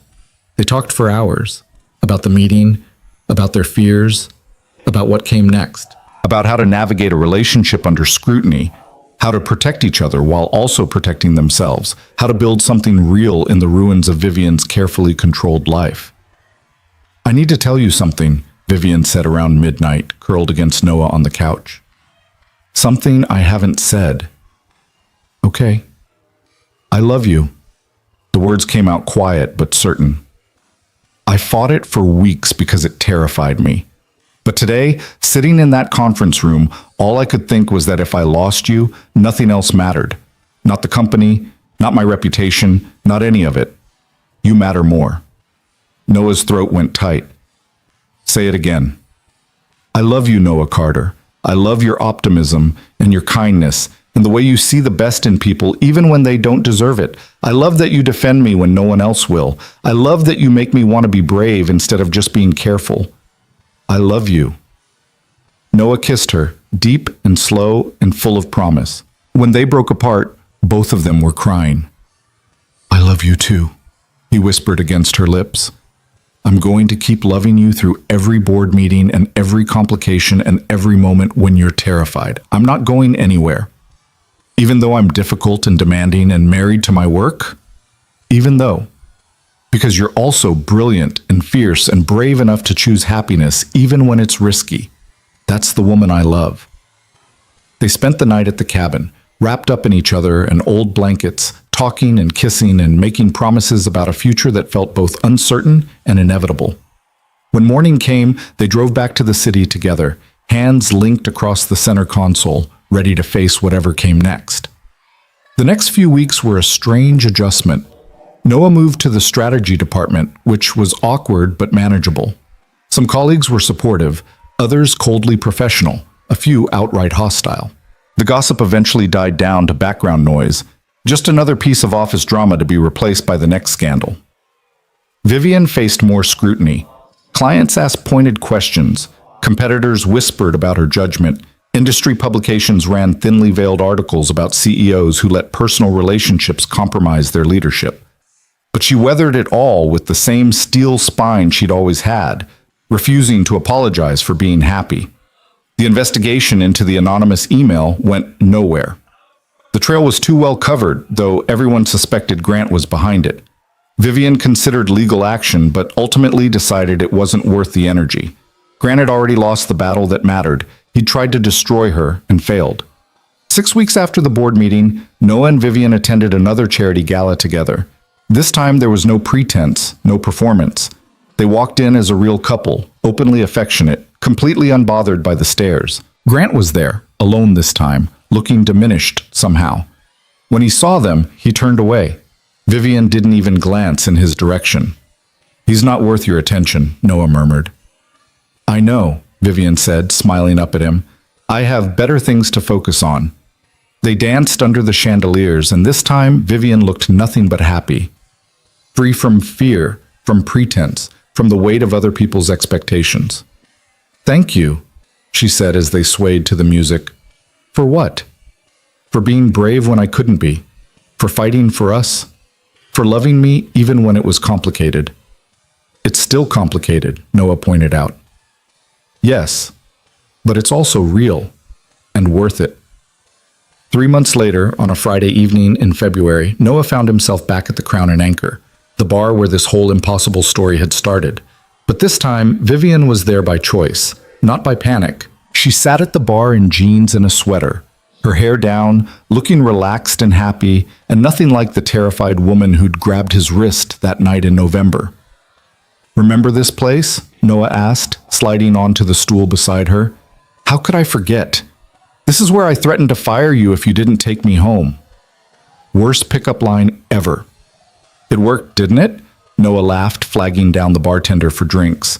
Around them, the Friday night crowd buzzed with their own dramas and romances and disasters. But Noah and Vivian existed in their own bubble, comfortable and content. "I have something to tell you," Vivian said, her fingers playing with the stem of her wine glass. "Should I be worried?" That depends on how you feel about permanence. Noah's heart skipped. What kind of permanence? Vivian reached into her bag and pulled out a small velvet box. Noah's eyes widened. Vivian, wait, it's not what you think. Not exactly. She opened the box to reveal two simple matching bands. White gold, elegant, understated. I'm not proposing, not yet. Not until we're both ready. But I wanted you to know that I'm thinking about it. That I can imagine a future where this, she gestured between them, is permanent. Where we stop worrying about what everyone else thinks and just commit to each other completely. Noah took one of the rings, studying it in the dim bar light. These are beautiful. They're a promise that I'm all in, that I'm not running away when things get hard, that you're not just a chapter in my story, you're the rest of it, if you want to be. Noah slipped the ring onto his finger. It fit perfectly, like it had been made for him, which, knowing Vivian, it probably had been. I want to be, he said quietly. I want all of it.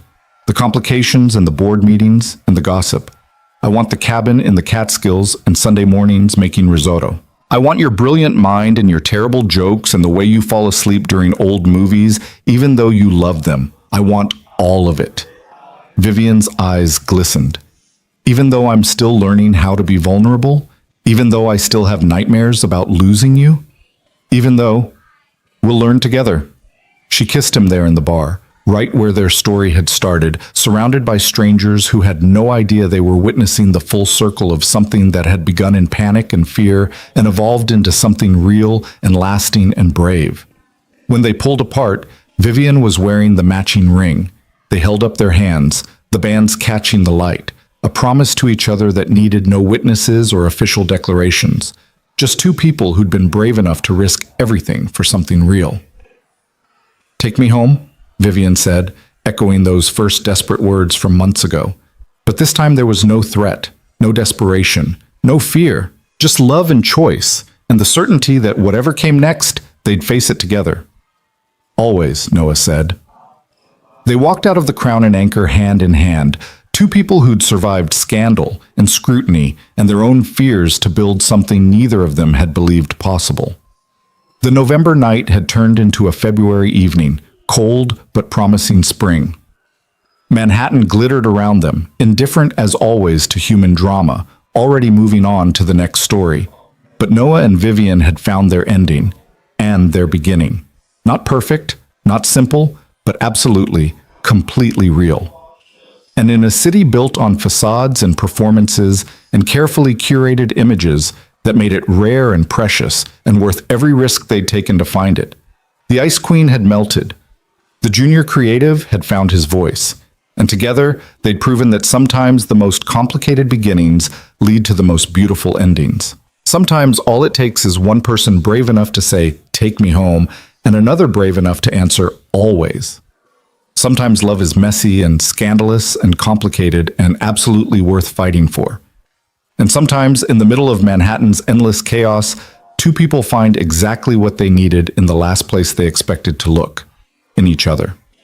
That night they went home to Vivian's brownstone, to the life they were building together one brave choice at a time. And as they stood in her kitchen cooking dinner side by side, laughing about something ridiculous, the matching rings on their fingers catching the light, Noah realized that this was what happiness looked like. Not the absence of complications or fear or challenge, but the presence of someone who made facing all of it worthwhile. Someone who chose you. Every day. Even when it was hard. Especially when it was hard. And that, Noah thought as Vivian smiled at him over her wine glass, her eyes full of love and promise and hope for all the tomorrows they'd face together, was the best ending of all. Not an ending at all, really. Just a beginning that they'd been brave enough to fight for.